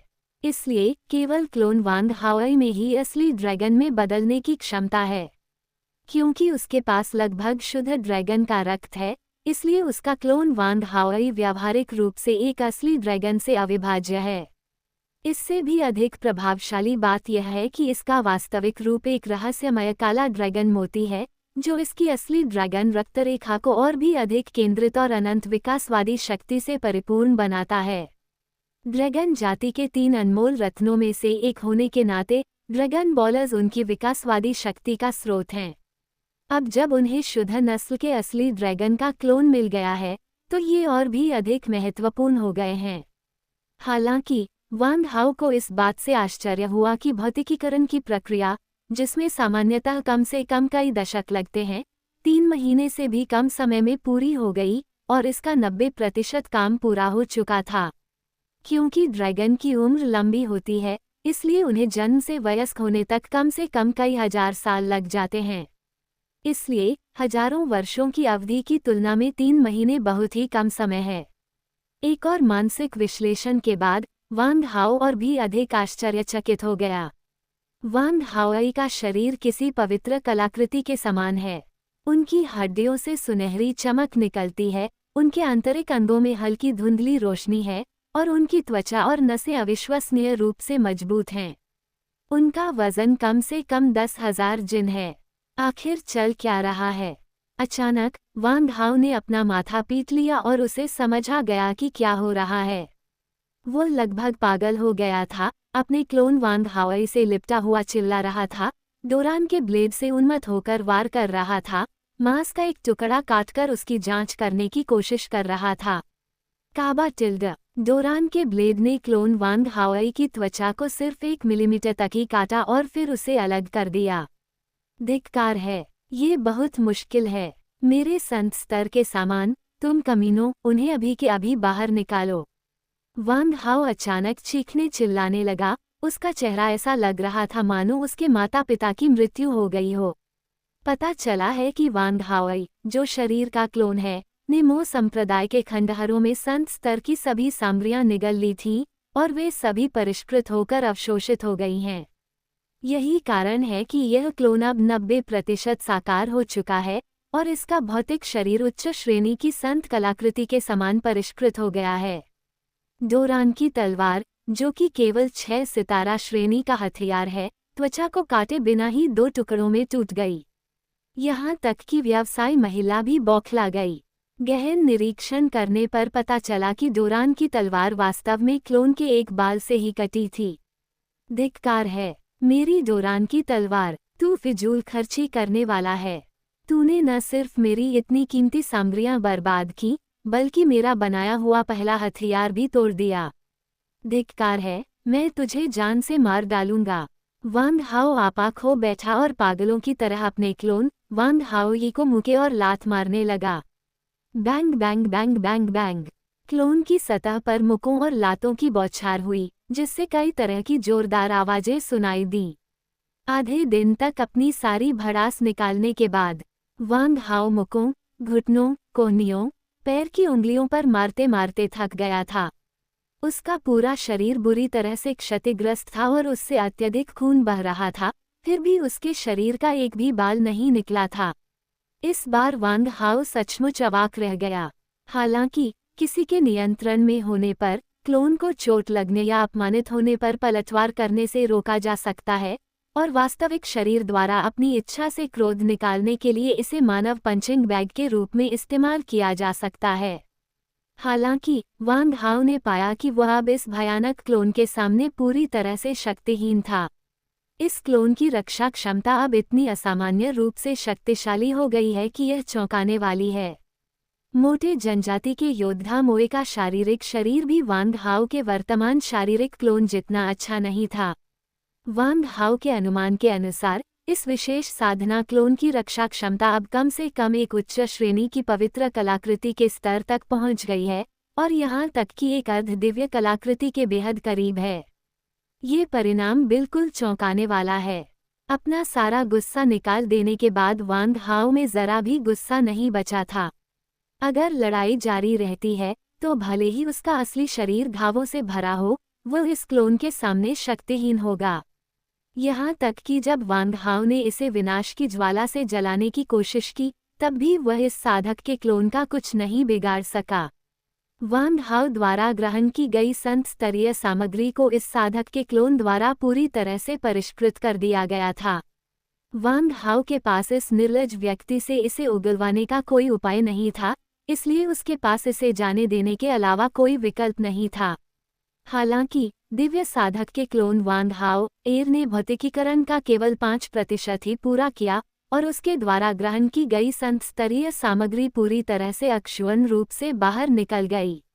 इससे वांग हाओ के लिए चीजें काफी आसान हो गईं, क्योंकि इस दिव्य साधक क्लोन में ड्रैगन आत्मा की चेतना भी समाहित थी, जिससे ये बुद्धि और प्रतिक्रिया गति दोनों में भौतिक साधक क्लोन से कहीं अधिक श्रेष्ठ था। हे क्योंकि मेरा शारीरिक साधना वाला क्लोन इसे संभाल नहीं सकता, तो मुझे अपना गुस्सा तुम पर ही निकालना पड़ेगा। वांग हाओ ने अपने दिव्य साधना वाले क्लोन वांग हाओ एर को घूरते हुए एक दुष्ट मुस्कान दी। ज़ॉम्बीज़ से डरने की कोई जरूरत नहीं है। इसलिए वांग हाओ ने एक बार फिर उन्मादपूर्वक दिव्य साधक के क्लोन पर मुके और लात बरसाए। वह बेहद उत्साहित महसूस कर रहा था, क्योंकि वांग हाओ एर का भौतिक शरीर केवल 5% ही साकार हुआ था, इसलिए उसकी मुठ्ठियां उसके शरीर की सतह पर बहुत बड़ी थीं, जिससे रुई या गुब्बारे पर मारने जैसा कोमल एहसास होता था। किसी को पीटने का अनुभव लेने के लिए वांग हाओ ने जानबूझकर अपने क्लोन वांग हाओ 2 को अपने बराबर की ऊंचाई तक छोटा कर दिया। कुछ मिनट तक लड़ने के बाद वांग हाओ को एहसास हुआ कि इस तरह लड़ते रहना व्यर्थ है, इसलिए उसने अपने क्लोन वांग हाओ द्वितीय को उससे लड़ने का आदेश दिया। लड़ाई शुरू करने का आदेश मिलते ही वांग हाओ के पेट पर एक भयंकर और तेज मुक्के से वार किया गया। धमाका। ऐसा लगा जैसे किसी भारी हथौड़े ने उसके पेट पर वार किया हो और वांग हाओ एक टूटी हुई रेत की बोरी की तरह पीछे की ओर उड़ गया। अरे वाह, कितनी तेज गति! और यह सब चुपचाप हो गया। लेकिन इसकी शक्ति शरीर साधक के क्लोन से कहीं कम है और यहाँ तक कि असली शरीर से भी थोड़ी कमजोर है।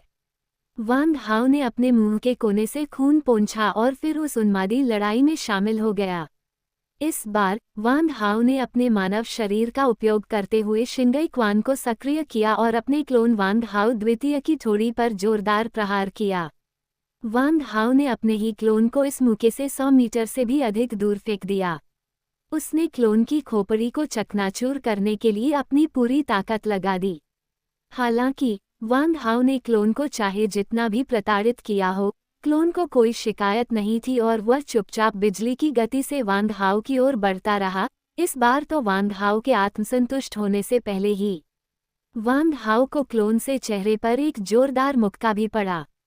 इस मौके में वांग हाओ एर ने अपने क्लोन में भी कोई कसर नहीं छोड़ी और हर मुक्का पूरी ताकत से मारा। हर मुक्का पूरी ताकत से लगा, हर वार पूरी शक्ति से किया गया। अरे बाप रे, ये तो बहुत शक्तिशाली है।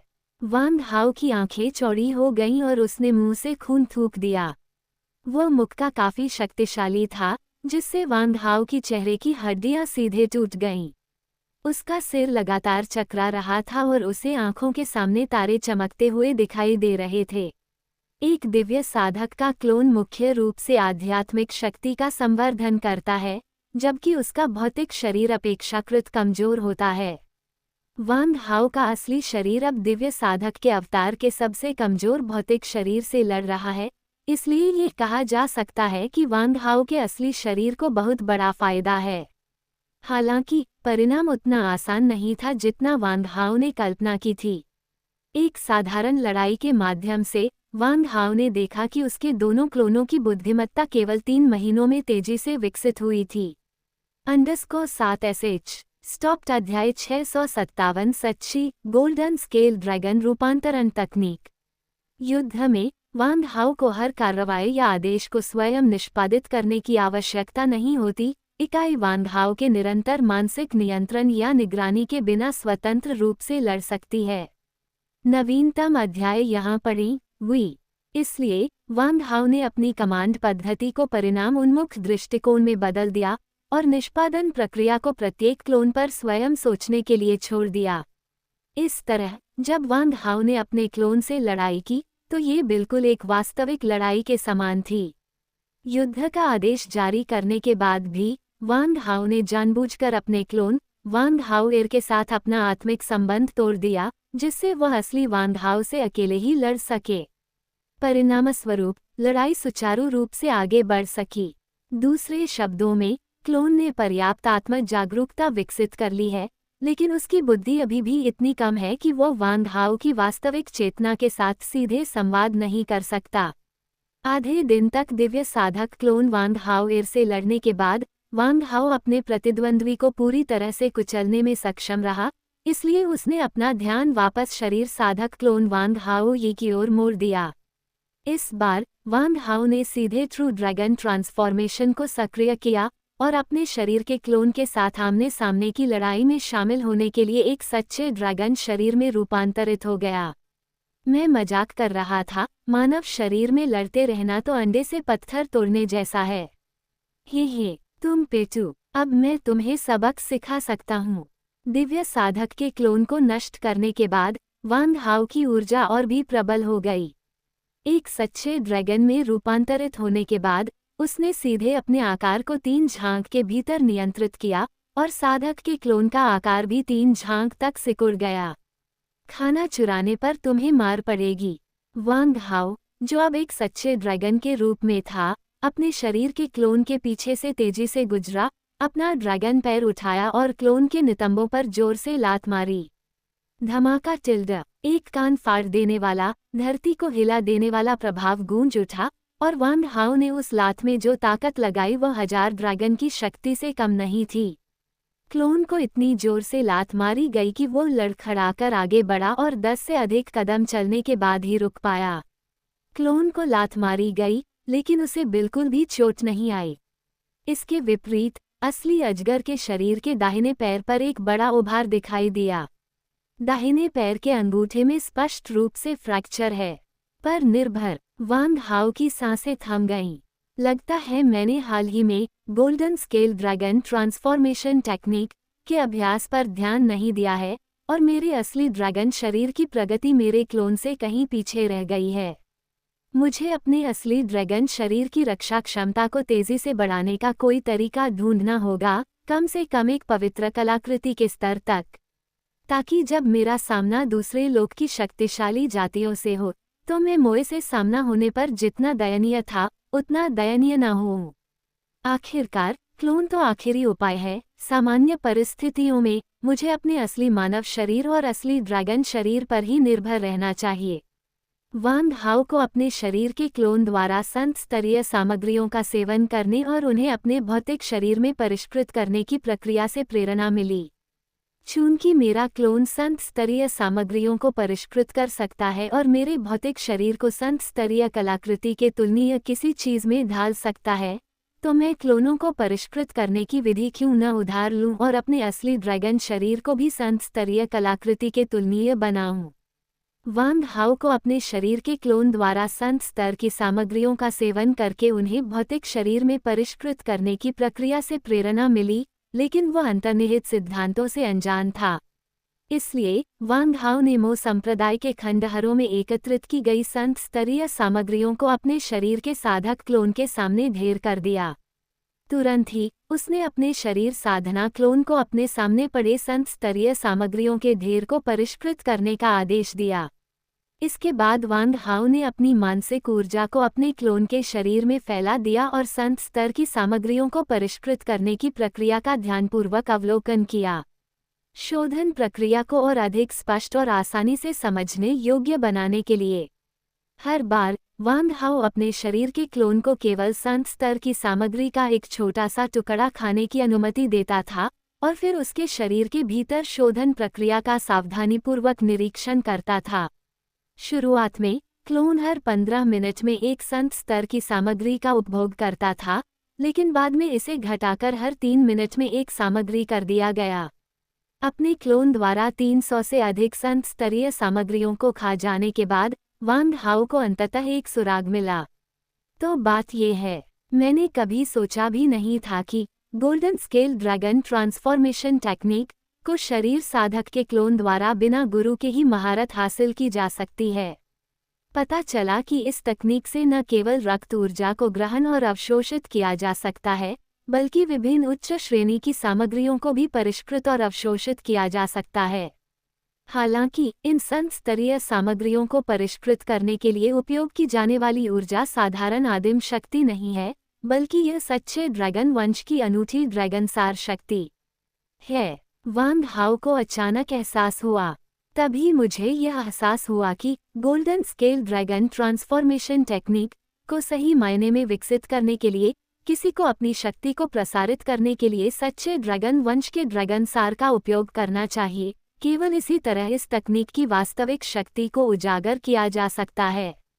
यदि ऊर्जा संचार की अन्य तकनीकों का उपयोग किया जाए तो गोल्डन स्केल ड्रैगन ट्रांसफॉर्मेशन तकनीक को ब्रह्मांड में अपेक्षाकृत एक साधारण तकनीक ही माना जा सकता है।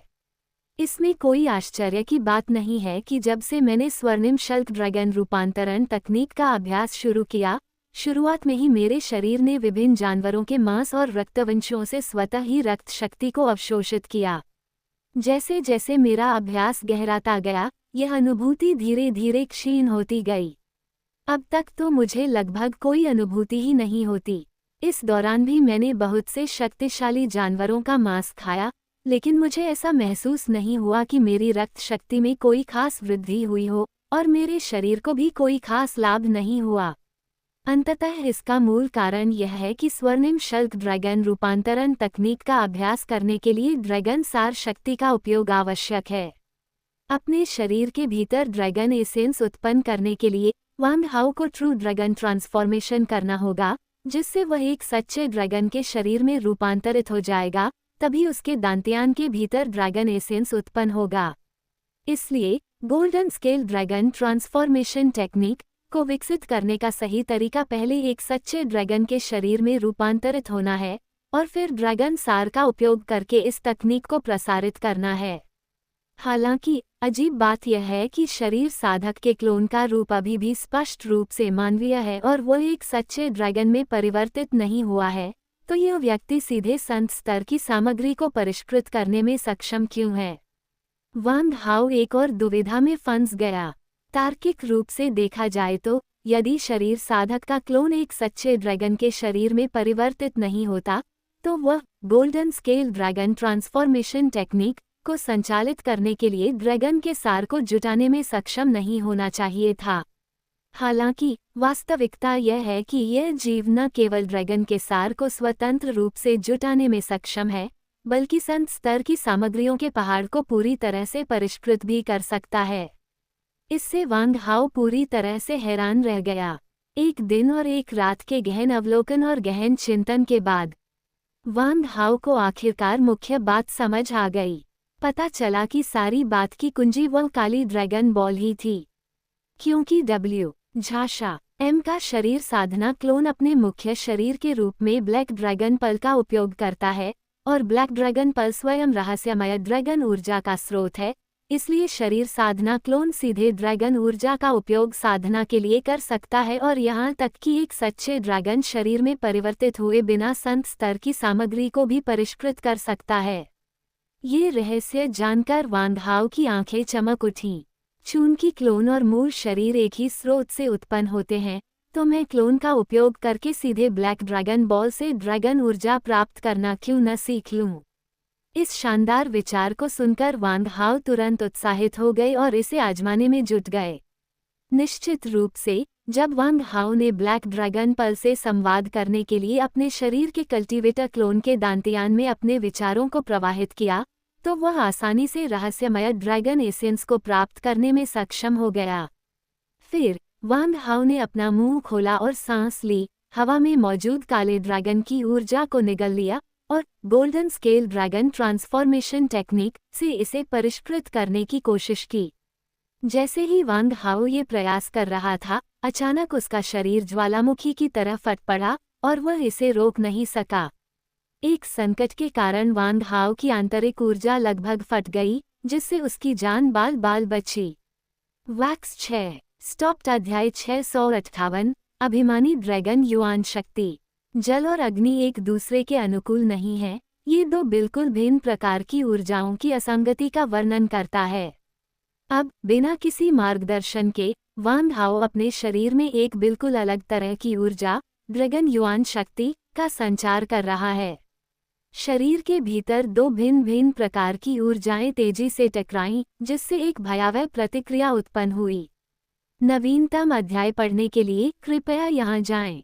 ये दोनों ही ऊर्जाएं अत्यंत हिंसक हैं और वांग हाओ के शरीर के भीतर इनका एक साथ अस्तित्व होना ऐसा है मानो दो भयंकर बाघ एक ही समय में एक ही पहाड़ पर प्रकट हो गए हों।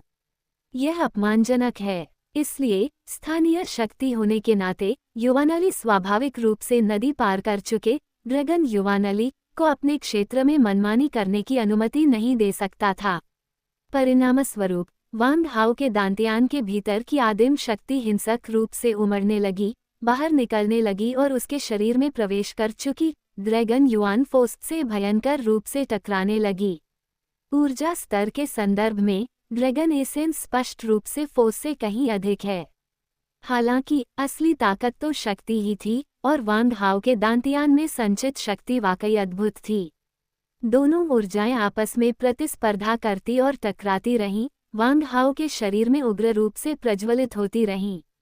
दो ऊर्जाओं के टकराव से वांग हाओ के शरीर में बड़ी संख्या में नसें और शिराएं फट गईं और उसका रक्त और ऊर्जा का प्रवाह बढ़ गया।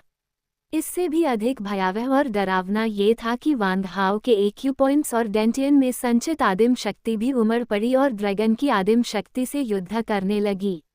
ड्रैगन एसेंस के उच्च ऊर्जा स्तर के कारण ड्रैगन एसेंस की एक इकाई का प्रतिकार करने के लिए लगभग 100 या यहाँ तक कि 1000 इकाइयों की ओरिजिन फोर्स की आवश्यकता होती है। इसलिए मुट्ठी के आकार के ड्रैगन ऊर्जा के एक गोले ने वांग हाओ की संपूर्ण आदिम शक्ति के भंडार का लगभग 10वां हिस्सा ही खपत कर लिया। इतना ही नहीं, महज 10 सांसों में उसके शरीर की सभी नसें कट गईं और उसके आंतरिक अंग क्षतिग्रस्त हो गए, जिससे वह लगभग फटकर मरने की कगार पर पहुंच गया। अगर वांग हाओ ने अभी जितनी ड्रैगन ऊर्जा निली है उससे दोगुनी ऊर्जा निली होती तो शायद अब तक उसकी मौत हो चुकी होती। वांग हाओ, जो अभी अभी सफलता के प्रति इतने आत्मविश्वास से भरे हुए थे, अपनी ही लापरवाही के कारण लगभग अपनी जान गंवा बैठे। अगर उसकी मौत नहीं भी होती है तो भी वह बुरी तरह कमजोर हो जाएगा, लगभग अपंग हो जाएगा। आंतरिक नसों के कट जाने और मूल ऊर्जा पूरी तरह से अनुपलब्ध हो जाने के कारण वांग हाओ कई तकनीकों का उपयोग करने में असमर्थ था। इसके अलावा उसके आंतरिक अंगों को गंभीर चोटें आई थीं, जिससे वह अत्यंत कमजोर हो गया था। खांसी। वांग हाओ ने मुंह भरकर खून खांसा, उसका चेहरा कागज की तरह पीला पड़ गया। धिक्कार है, ये तो बहुत बड़ी आपदा है। मैंने कभी कल्पना भी नहीं की थी कि ये दोनों ऊर्जाएं इतनी विपरीत होंगी। मैं बाल बाल बच गया। इन चोटों को ठीक होने में शायद कम से कम कुछ दिन लगेंगे।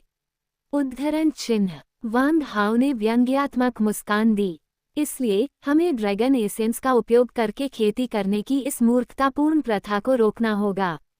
अपनी गंभीर चोटों के बावजूद वांग हाओ एक विचार के साथ एजोर ड्रैगन पीक पर जीन पूल में प्रकट हुआ और उसने अपने घायल शरीर को जीवन के जल में डुबो दिया। फिर उसने अपनी आंतरिक ऊर्जा को अपनी चोटों की मरम्मत की तैयारी में लगाया। जैसे ही वांग हाओ ने अपने पूरे शरीर को मन से स्कैन किया, वह अचानक जम गया। आखिर चल क्या रहा है? वांग हाओ को ये जानकर घोर भय हुआ कि उसके शरीर में कटी हुई नसों के कारण हुए घाव ठीक नहीं हो सकते। ऐसा प्रतीत होता है कि ड्रैगन युआन शक्ति और मूल बल के बीच टकराव से होने वाली चोटें किसी भी परिस्थिति में ठीक नहीं हो सकती और यहाँ तक कि सृजन कारक का भी कोई प्रभाव नहीं पड़ता। हार स्वीकार करने से इनकार करते हुए वांग हाओ ने जीन आधारित उपचार औषधि की कई खुराकें पी लीं। परिणामस्वरूप आधे दिन बाद भी आंतरिक घावों में कोई सुधार नहीं हुआ। इसके विपरीत, क्योंकि नसें और शिराएं टूट गई थीं, अवशोषित औषधीय शक्ति बेअसर नहीं हो सकी और शरीर में जमा हो गई, जिससे और भी अधिक क्षति हुई।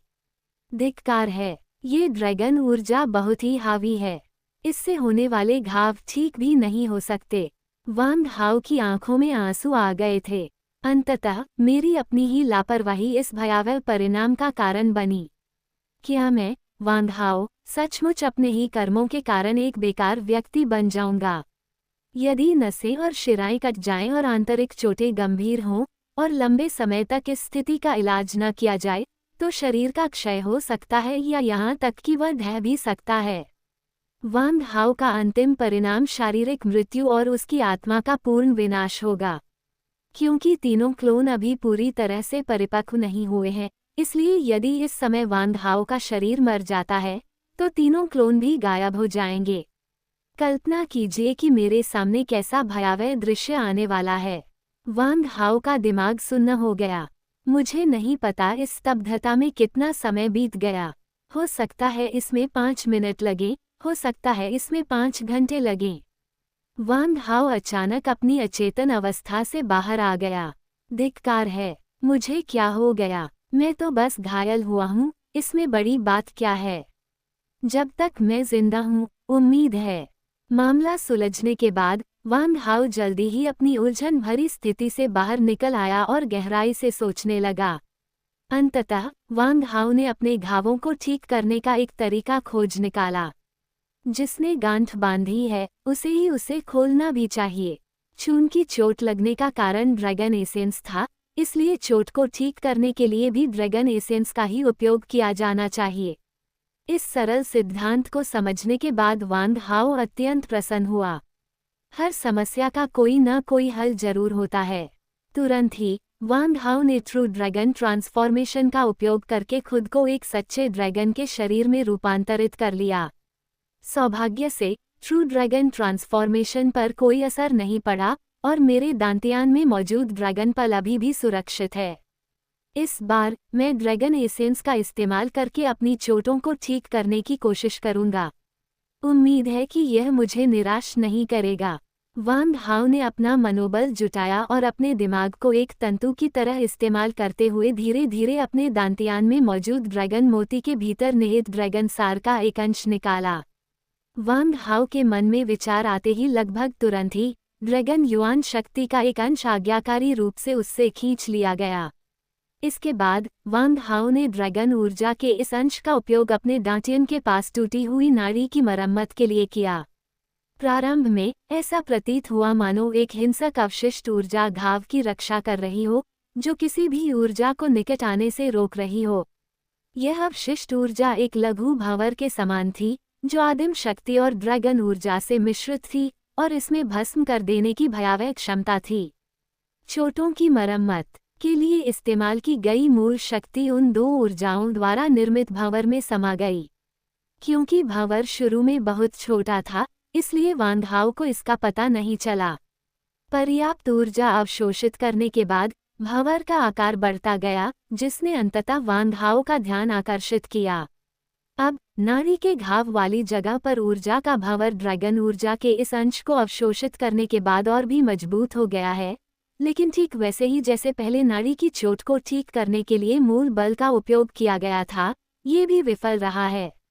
ऊर्जा का भावर लगातार बड़ा होता जा रहा था। यह महसूस करते हुए वांग हाओ चिंतित हुए बिना नहीं रह सके।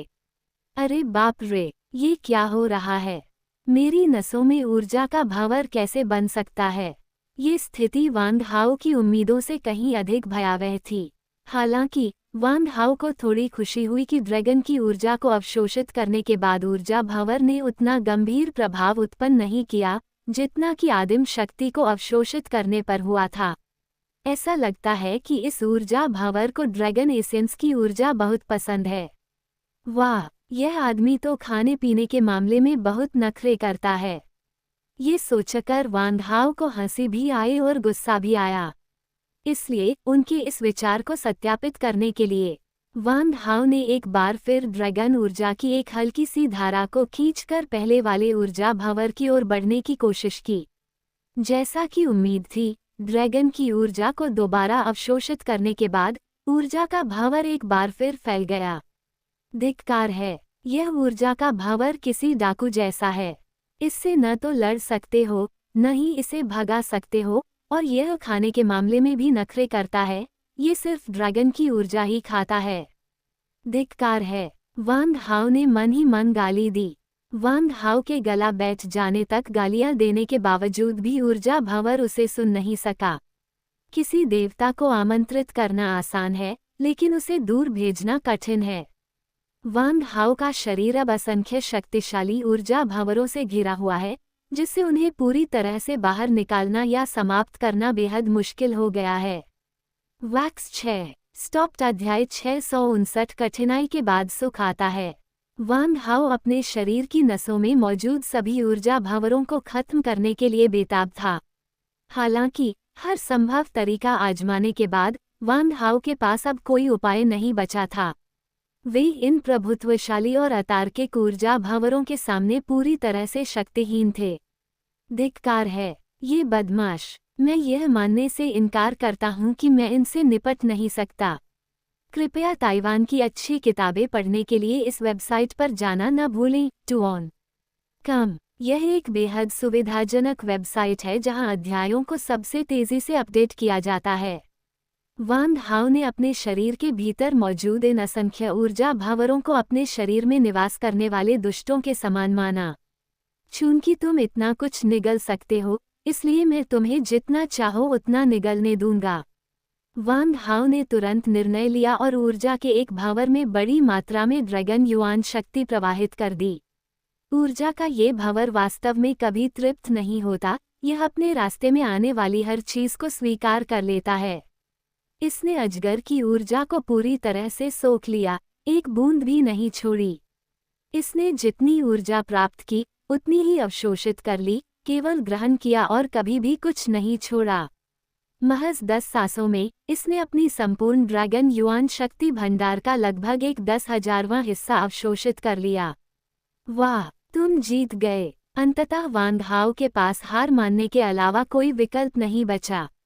इस समय ऊर्जा का भंवर अंगूठे के आकार का हो गया था और बड़ी मात्रा में ड्रैगन ऊर्जा को अवशोषित करने के बाद इसके ढहने का खतरा मंडरा रहा था। इस बदलाव को भांपते हुए वांग हाओ तुरंत रुक गया। अगर हम इस ऊर्जा भंवर में ड्रैगन ऊर्जा भेजना जारी रखते हैं तो यह अगले ही पल फट सकता है। अगर हालात बिगड़ गए तो आप खुद को आत्मघाती बम में बदल सकते हैं।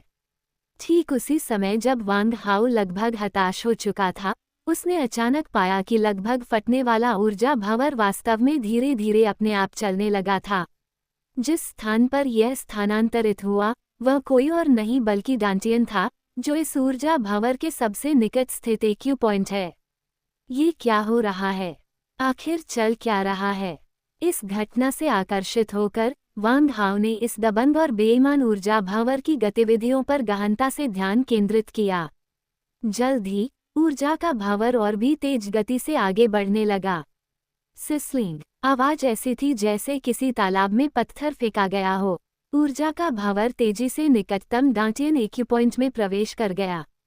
डांटियन में पहले से ही एक छोटा आदिम बल भंवर उत्पन्न हो चुका था और इस ऊर्जा भंवर के साथ विलय होने के बाद आश्चर्यजनक रूप से ये सीधे उस शक्तिशाली और अतुलनीय ऊर्जा भंवर में समा गया। घास! ये सब देखकर वांग हाओ खुद को रोक नहीं पाया और गुस्से में अपशब्दों की बौछार कर दी। अंतिम वाक्य क्षेत्र और आकाश एक अधूरा वाक्य प्रतीत होता है और इसका सीधा अनुवाद नहीं किया जा सकता। इसे यथावत रखा गया है। उसने अपने पूरे शरीर में बड़ी मेहनत से 720 दंतीय एक्यू पॉइंट्स विकसित किए थे और अब उनमें से एक इस शक्तिशाली ऊर्जा भंवर द्वारा नष्ट कर दिया गया था। वांग हाओ क्रोध और हताशा से क्यों न भर जाए। हालांकि वांग हाओ ने जल्द ही पाया कि एक्यू पॉइंट में मौजूद आदिम बल भंवर को निगलने के बाद ऊर्जा भंवर काफी शांत हो गया। क्या ऐसा हो सकता है? क्या इस बदमाश ने अपना रवैया बदल लिया है? थोड़ा संदेह के साथ वांग हाओ ने ऊर्जा भंवर से संवाद करने का प्रयास किया। पल भर में वांग हाओ का मन एक भयानक ऊर्जा भंवर में डूब गया। देखते ही देखते वांग हाओ ने पाया कि वह दुष्ट आत्मा जो उसके स्पर्श बिंदुओं और दांतियान पर कब्जा जमाए हुए थी, अत्यंत आज्ञाकारी हो गई थी। इतना ही नहीं, दांतियान के भीतर मौजूद आदिम शक्ति भंवर की तरह वांग हाओ को उसकी ऊर्जा का स्वतंत्र रूप से उपयोग करने की अनुमति मिल गई। यह न केवल फोर्स का आह्वान कर सकता है, बल्कि अपने भीतर मौजूद ड्रैगन एसेंस को भी स्वतंत्र रूप से नियंत्रित कर सकता है। एक पल में वांग हाओ को ऐसा लगा जैसे उस पर आसमान से कोई पाई गिर गई हो। खुशी का यह एहसास बहुत ही अवास्तविक है। क्या ये बहुत अचानक नहीं है? वांग हाओ के होंठ फड़कने लगे, वह एक साथ आनंदित और चिढ़ महसूस कर रहा था। क्या कठिनाई के बाद सुख आता है का यही मतलब है? या शायद फोर्स साइक्लोन और इस विद्रोही ऊर्जा भंवर के बीच एक नया प्रेम पनप रहा है, एक आपसी सराहना, एक सामंजस्यपूर्ण मिश्रण, एक में विलीन होना। वांग हाओ के मन में कई सवाल उठे। इन विचारों को सत्यापित करने के लिए वांग हाओ ने ड्रैगन ऊर्जा से एक और ऊर्जा भंवर को भरने का फिर से प्रयास किया। यह ऊर्जा भंवर और भी अधिक लालची था। अजगर के सार के 5000वें हिस्से को सीधे निगलने के बाद यह अंततः पास के एक एक्यू पॉइंट डांटियन के घातक आकर्षण का विरोध नहीं कर सका। धीरे धीरे पास आने के बाद यह अंततः डांटियन एक्यू पॉइंट में मौजूद आदिम शक्ति भंवर में पूरी तरह से विलीन हो गया, ठीक उसी तरह जैसे पिछला ऊर्जा भंवर। वाह, तो ये बात है। हा, लगता है मैंने बदकिस्मती को खुशखबरी में बदल दिया। आखिरकार मैं इन बदमाशों से निपट सकता हूँ और मुझे ड्रैगन युआन शक्ति का इस्तेमाल करने का तरीका भी मिल गया है। हा, भगवान सचमुच मेरी मदद कर रहे हैं। वांग हाओ बेहद उत्साहित था, उसकी पिछली निराशा पूरी तरह से गायब हो गई थी। उसने तुरंत अपने शरीर की नसों में फैले ऊर्जा भंवरों में ड्रैगन एसेंस डालना शुरू कर दिया। जैसे ही ड्रैगन के सार से परिपूर्ण प्रत्येक ऊर्जा भंवर डांटियन एक्यू पॉइंट्स में स्थित आदिम शक्ति भंवर में विलीन हुआ, उसके कंधे से एक पंख गिर गया। एक देवदूत ने पीछे मुड़कर देखा और एक सपना साकार हो उठा। वांग हाओ के शरीर के भीतर लगातार बने रहने वाले ऊर्जा भंवर की समस्या का अंततः समाधान हो गया है। इन समस्याओं के हल हो जाने के बाद शरीर में नसों को हुए नुकसान की मरम्मत अपने आप ही जल्दी शुरू हो जाएगी। वांग हाओ की ठीक होने की क्षमता पहले से ही आश्चर्यजनक थी और ड्रैगन युआन शक्ति के अतिरिक्त प्रभाव से उनकी आंतरिक नसों में लगी चोटें बहुत जल्दी ठीक हो गईं। वांग हाओ को इससे भी अधिक आश्चर्य इस बात से हुआ कि मरम्मत की गई नसें मूल नसों से दोगुनी चौड़ी और अधिक लचीली थीं। यदि ऐसी कोई दुर्घटना दोबारा होती है तो नसें निश्चित रूप से इतनी आसानी से नहीं टूटेंगी और शरीर पर मौजूद सभी 720 एक्यू पॉइंट्स और डेंटियन पॉइंट्स नवगठित ऊर्जा भंवर से भर गए थे। दुर्भाग्य को आशीर्वाद में परिवर्तित करने के बाद ऊर्जा भंवर में एक्यू पॉइंट्स और डांटियन दो प्रकार की ऊर्जाओं को समाहित करते हैं, मूल शक्ति और ड्रैगन सार शक्ति। ये दोनों ऊर्जाएं ऊर्जा भंवर में एक रहस्यमय और मौन संतुलन बनाए रखती हैं। इससे वांग हाओ को अपनी मूल शक्ति या ड्रैगन तात्विक शक्ति को स्वतंत्र रूप से जुटाने की सुविधा मिलती है। इसके अलावा अब एक और लाभ भी है। इस घटना के बाद वांग हाओ का शरीर पूरी तरह से बदल गया है। न केवल उसके शरीर से बड़ी मात्रा में अशुद्धियां निकल गई हैं, बल्कि उसकी नसें भी मजबूत हो गई हैं। वांग हाओ को सबसे ज्यादा खुशी इस बात की है कि अब उसका शरीर एक साथ मूल शक्ति और ड्रैगन युआन शक्ति, दो बिल्कुल अलग अलग ऊर्जाओं को धारण कर सकता है। हा, कमाल है। अब मैं अपने मानव शरीर से भी ड्रैगन एसेंस पावर का इस्तेमाल कर सकता हूँ। ड्रैगन युआन फोर्स का ऊर्जा स्तर मानव शरीर के भीतर उत्पन्न होने वाली आदिम शक्ति से कहीं अधिक है। जब समान तकनीक का प्रयोग किया जाता है तो ऊर्जा स्तर जितना अधिक होगा, शक्ति उतनी ही अधिक होगी।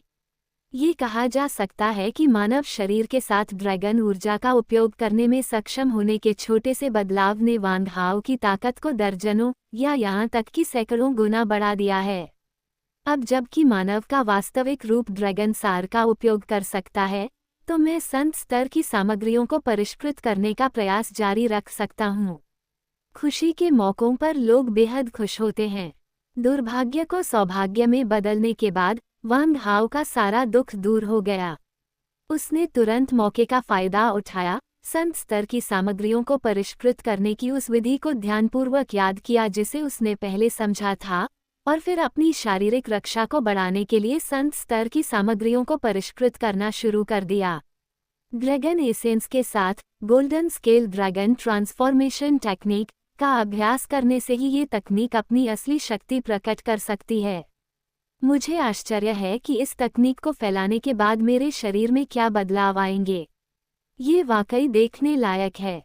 अपने मन से सभी विचारों को दूर करने के बाद वांग हाओ शांत हो गए और उन्होंने अपने 720 EQ पॉइंट्स और डांटियन में ड्रैगन ऊर्जा को जुटाना शुरू कर दिया और golden scale dragon transformation technique का उपयोग करके इसे धीरे धीरे प्रसारित किया।